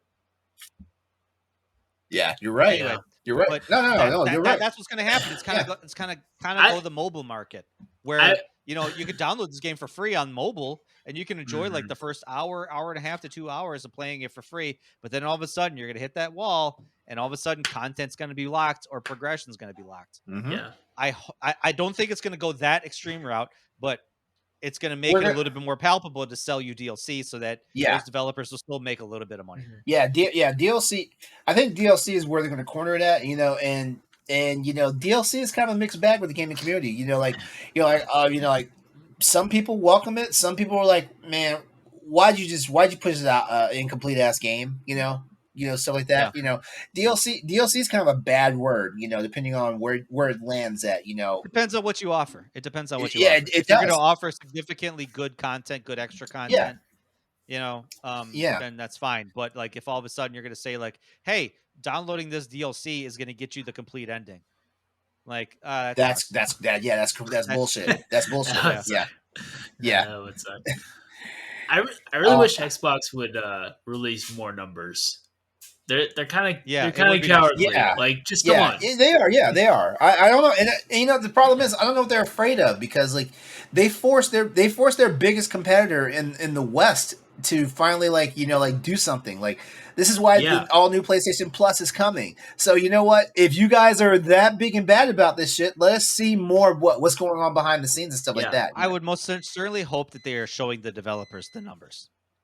Oh, I mean, hopefully, I would hope so. It's one thing. It's one thing for us to see it because we're just consumers and we're just paying for the product. Honestly, Microsoft doesn't have to share shit with us. Yeah. But I most sincerely hope that they are like, if they're trying to poach developers into releasing their games on their service, I hope they're showing like, this is what you could make from us. This is how much we're going to buy it. This is how much we're going to, pay you back. And this is the length of time that we're going to have you on our service. I don't know. Oh, and the fact that, like when it comes to Game Pass, Microsoft also takes control of marketing it too.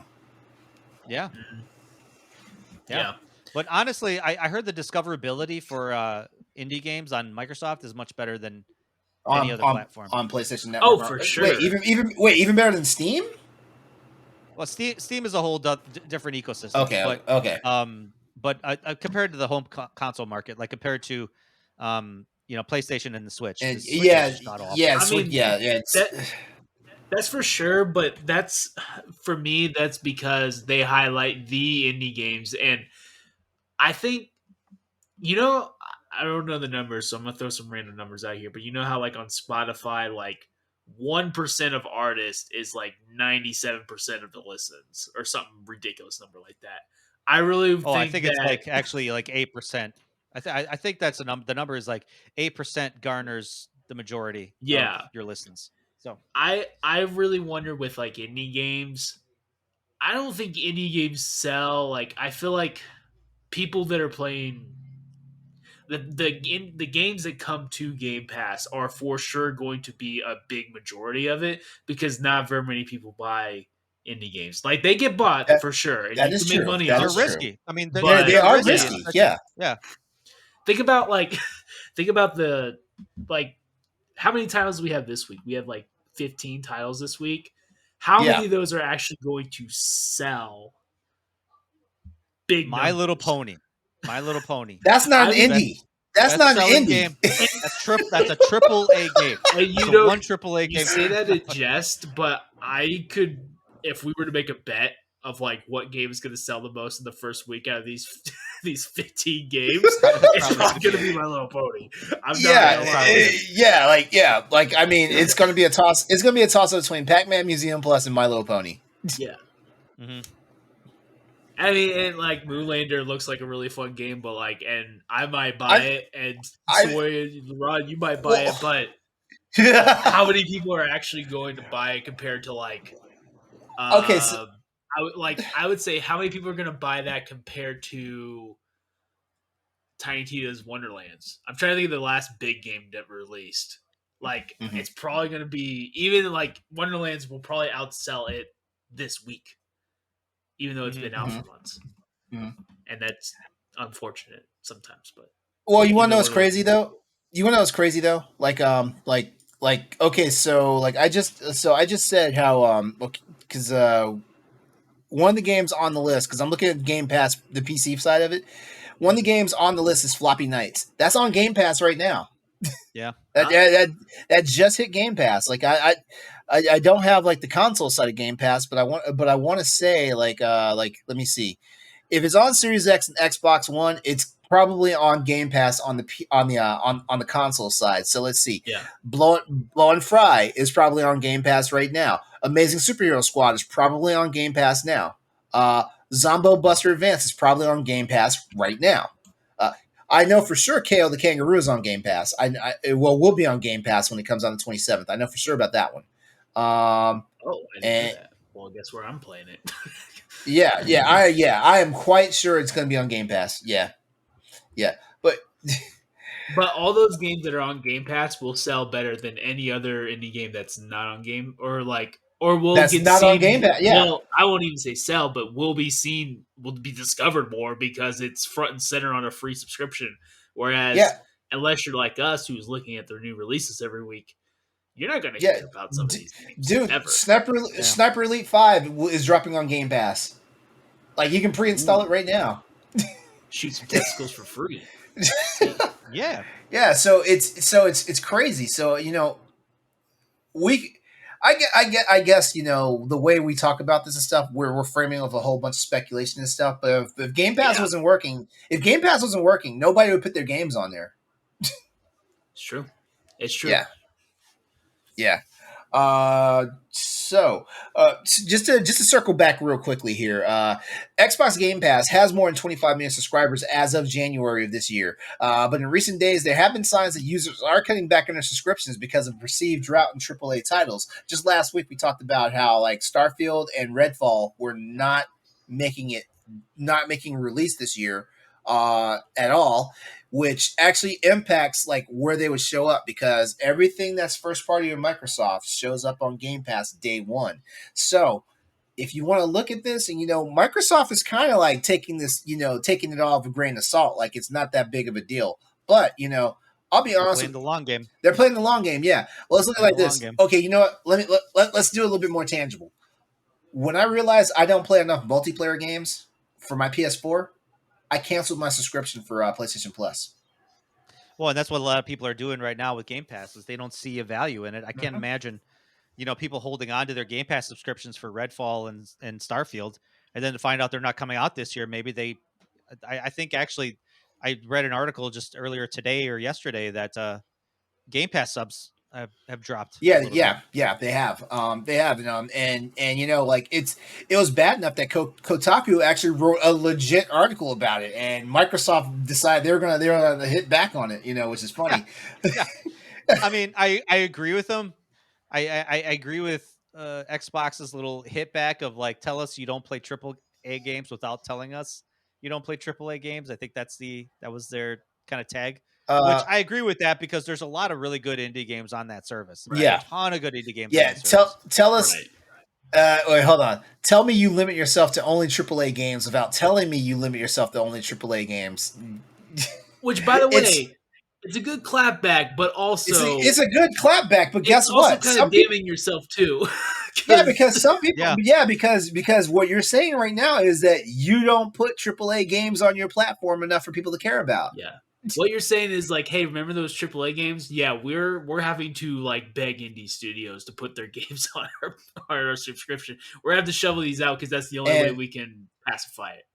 And here's the funny part about this. Yeah, like like they also laughed at Sony when Sony was like, we can't afford to put day one games on our stuff. But guess what? Most of their games are coming to PC a year later. Yeah. Sony knows what it's doing, even though we're going to talk about it in a few minutes. But Sony also has their own woes going on. We're going to talk about that in a couple of minutes. But at the same time, like in my opinion, this is all a grand experiment until it's no longer a grand experiment. The stuff that Microsoft's doing with Game Pass, the stuff that Sony's doing with PlayStation Plus, the stuff that Nintendo's doing with NSO, like it's all a great experiment until the day it's not. And what I mean by saying that is they're going to ultimately, like, we'll know if it's no longer an experiment when someone comes out and says Game Pass is a success. Yeah. PlayStation Plus is a success. Yeah. Nintendo Switch Online is a success. I don't know if we'll ever hear that, but you know. I mean, we know it's a success. Like, listen, Nintendo already declared it a success before it even happened. Yeah. Like, we know you snaps will buy anything we buy. Yes, exactly. Yeah. It's already a rousing God. success, even though it's announced. We're releasing it next week. I've had everybody tell me how great of a service is. Nintendo's like the Donald Trump of video games. It's already a success. I know something about video games, and I'm an expert. Some people would say I'm an expert. Our game selection is huge. Oh my God! You'll never find another game selection like Nintendo. Yes. And I know something about video game selections. God, yeah. I need to clip this. I need to clip this. Oh man. Oh my God. Here's a question, and we're gonna move on. How do you guys overall feel about Game Pass in general? Me personally, I'm gonna go ahead and say it. Me personally, I enjoy Game Pass. I don't play enough games on Game Pass, so maybe I'm the sap for spending money monthly on this shit and barely playing it. But you know, every now and then something hits there that I want to play, so I will actually like download the game and play it and stuff like that.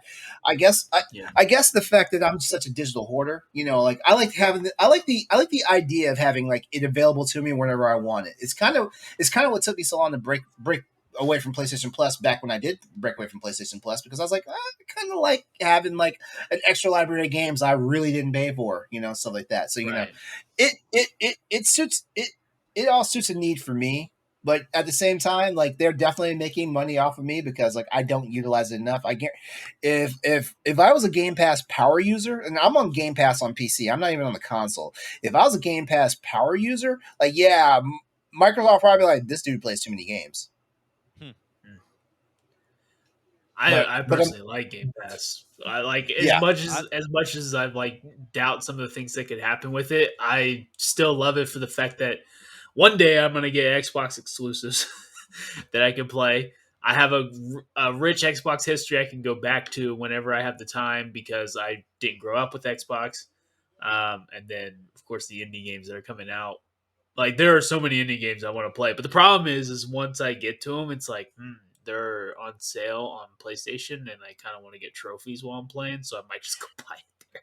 Oh, you know what I just realized though? Like they're even partnered up. They're partnered up with EA Play. They're partnered up with Ubisoft for Uplay and stuff like that. You know, and I know that PlayStation is also getting a partnership with Ubisoft, even though it's not like what the Uplay thing is. You know. It's not like a partnership with Uplay. I think they just have like a partnership with Ubisoft. I don't think it's because like EA Play is literally linked with Game Pass Ultimate, where like everything that EA Play puts out, it's like automatically on Game Pass. So, I am thoroughly enjoying my subscription. I think $15 a month is kind of a steal for the collection that I am allowed to access. You know. Do I access all the games? Do I take full advantage of literally everything that they put out? No. But the fact that, you know, every month I'm downloading something from Game Pass, you know, that it makes the payment, makes $15 a month really worth it. And then also, like, I could even go back to say, like, hey, I remember this game. Like, is it, you know, I wonder if I could download it again, and I find it's on Game Pass. It's like an extra bonus. Like, if I wanted to go back and play, you know, for example, Anthem. You want to go and play Anthem? It's on Game Pass. Isn't that great, guys? I bought that game full price on PlayStation. I did too. I bought that game full price. So I can play it any damn time I want. I never bought it because I was mad that Anthem ruined like how good of a game Andromeda could have been.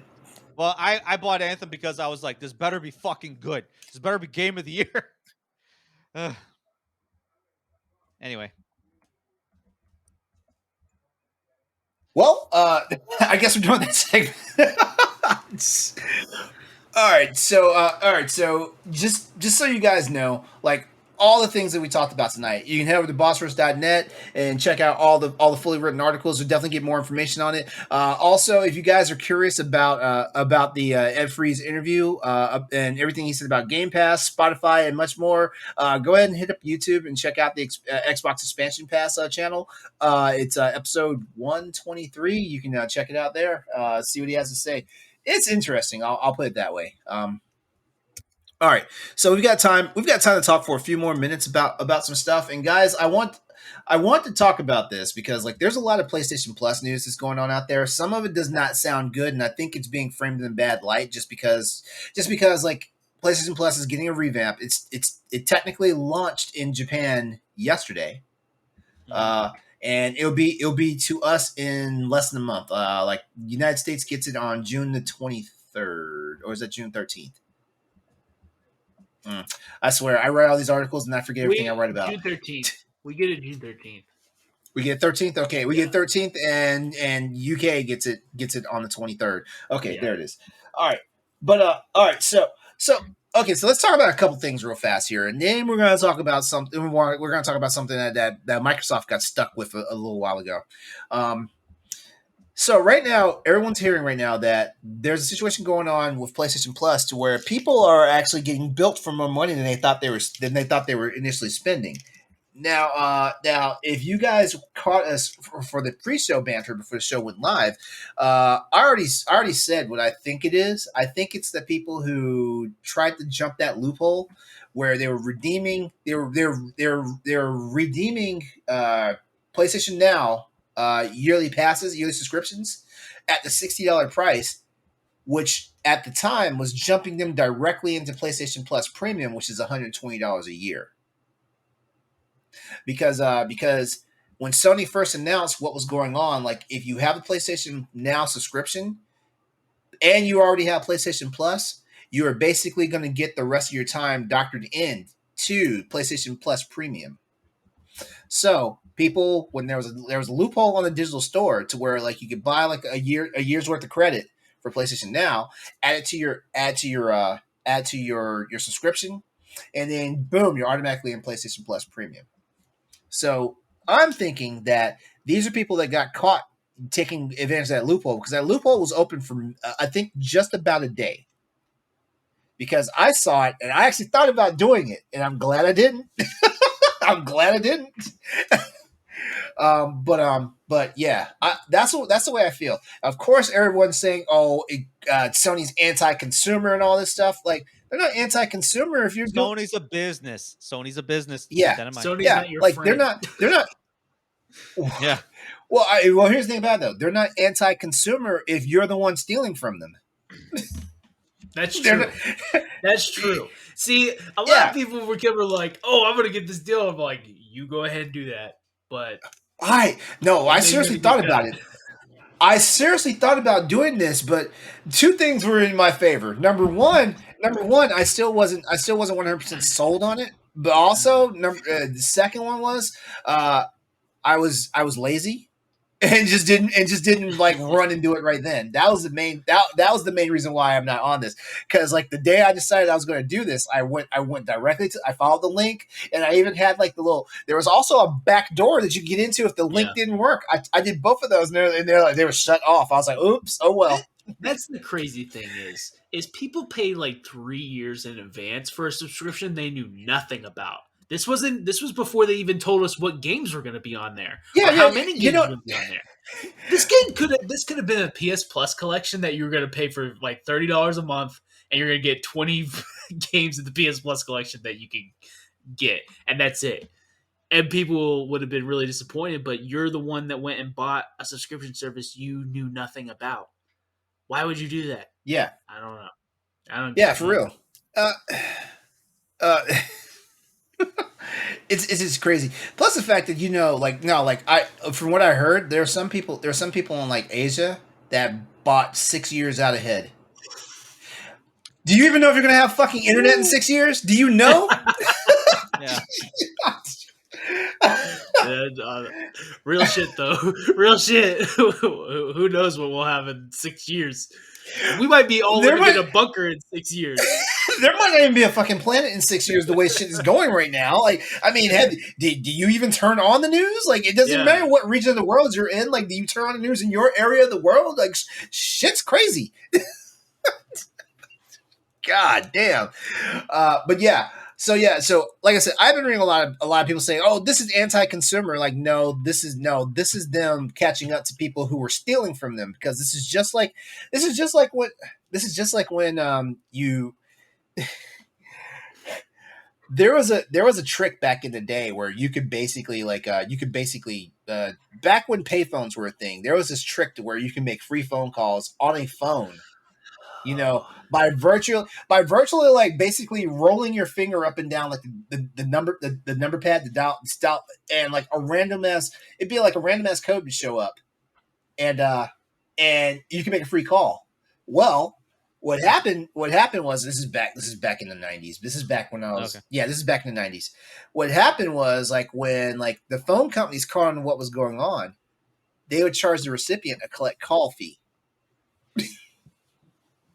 Which technically is what it was. You're calling somebody collect, and things like that. So this is the same thing like Sony's doing right now. Like, they're collecting on those people who are basically trying, like, because there's a reason why these services are priced the way they are. This is for the infrastructure. Just like how people bitched about how like PlayStation Plus was a pay thing back when it used to be free. Remember when PlayStation Plus came, when they restructured PlayStation Plus and became like you had to pay? This is for the infrastructure. This is for the servers to be able to do all this stuff on, things like that. Like Sony's not just arbitrarily charging this money. Well, they might be arbitrarily charging this money, but Sony's not just charging this money for no fucking reason. Like, they're doing this to make sure that you can play all these games, stream all these games, download all these games, use the online service and all this stuff. So, like, don't get mad because you got your hand slapped because it was in the cookie jar. Don't get mad, I took up a lot of the air on that one. I'm sorry. Did you guys have anything to add? I'm sorry. I mean, like I said, the one thing I was saying in the beginning before we hit record is that Sony's a business.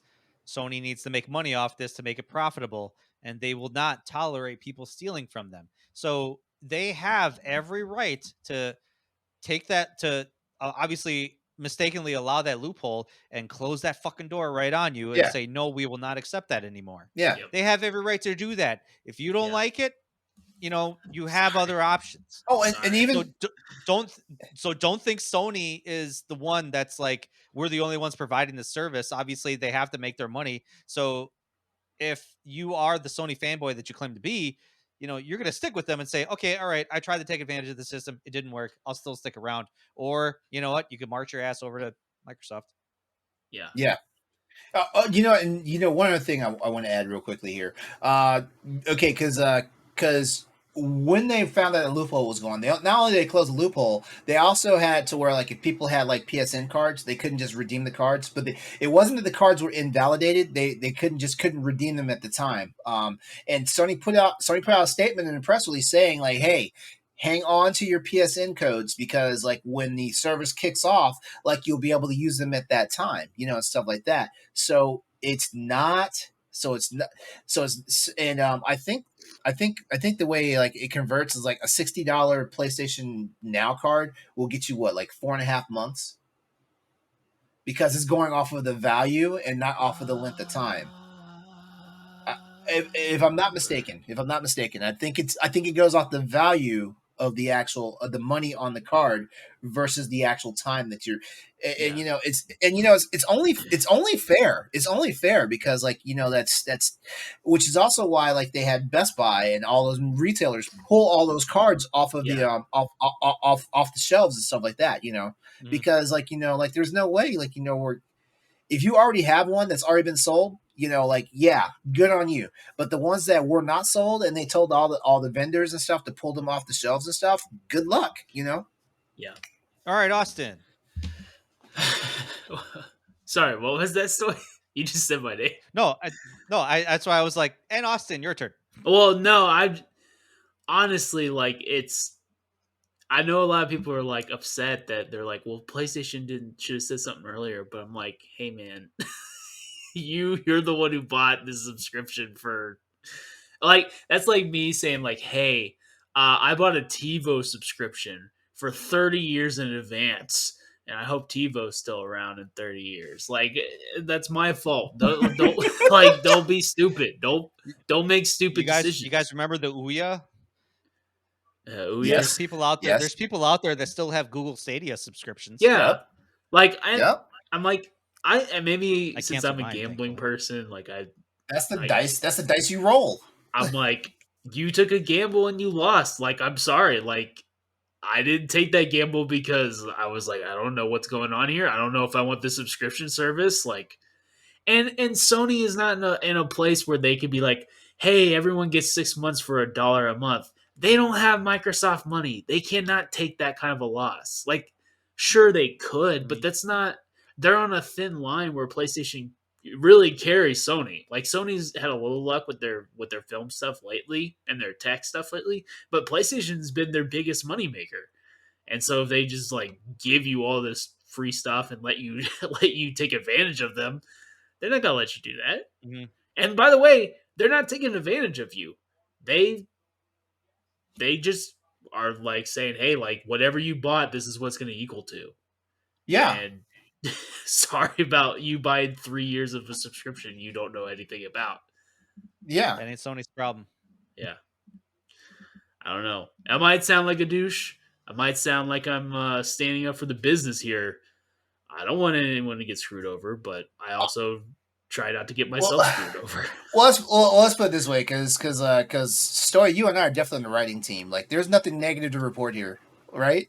There's nothing negative to report here. If anything, we're being realistic by saying you got what you paid for. Yeah. Yeah. I mean, no doubt this is going to rub some people the wrong way, and they're going to go straight to Xbox, and that's the price that Sony has to pay. But like, they're going to be fine. They're not worried about the 12. That's the thing. These people that tried to skirt the system, they knew what they were doing. Yes, they were trying to take advantage of it. They knew very well they were taking advantage of the system. And if you thought inside your head, there's no way this is going to backfire on me, you're an idiot. Like for real, yeah. I don't know. Make better decisions. Be better. Yeah, that's isn't that our slogan? Is that our slogan? Be better. Be better. Be better.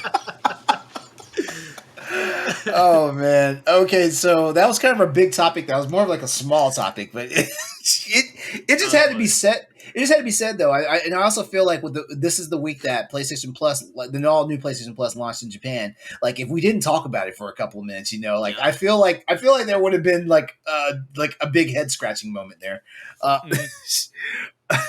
But guys, I think we can go ahead and wrap this show up. Yeah, we're good. All right, so I just want to go ahead and thank everybody for hanging out with us tonight and checking out the Crossroads podcast here on the Boss Rush Network. We love you and enjoy everything that you do for us, the support, all that good stuff. Before we head out, here is how you can get with and stay connected to some of the crew. Stoy, you go first tonight. You can follow me on EXPcast. We're a video game podcast with the Boss Rush Network. Facebook, Twitter, and Instagram at EXPcast, and you can follow my personal Twitter at StoyMKE8. Yes, and Austin. You can find me at PlaceAustin on Twitter and Instagram. You can catch me on PSN at PlaceAustin, and if you want my Switch code, all you gotta do is ask.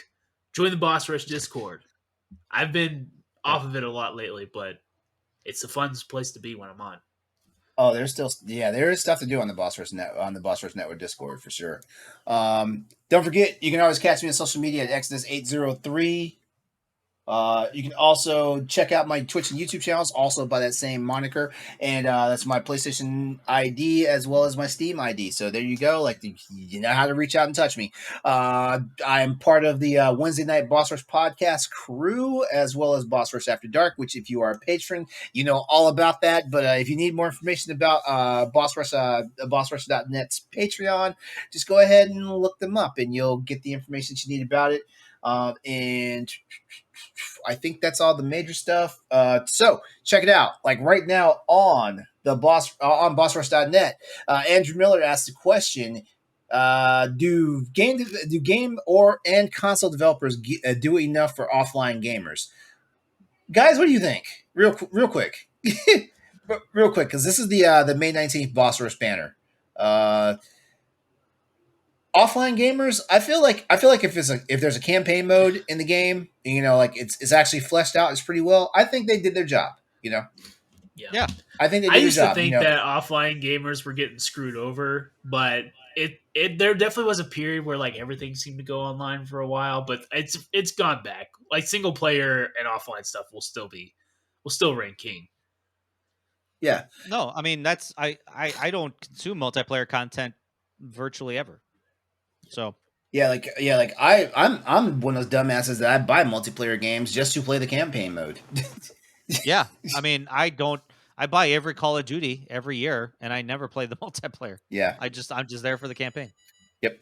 All right. Yeah. So basically, yeah. Check out Andrew Millard's Boss Rush banner for May the 19th, and answer the question.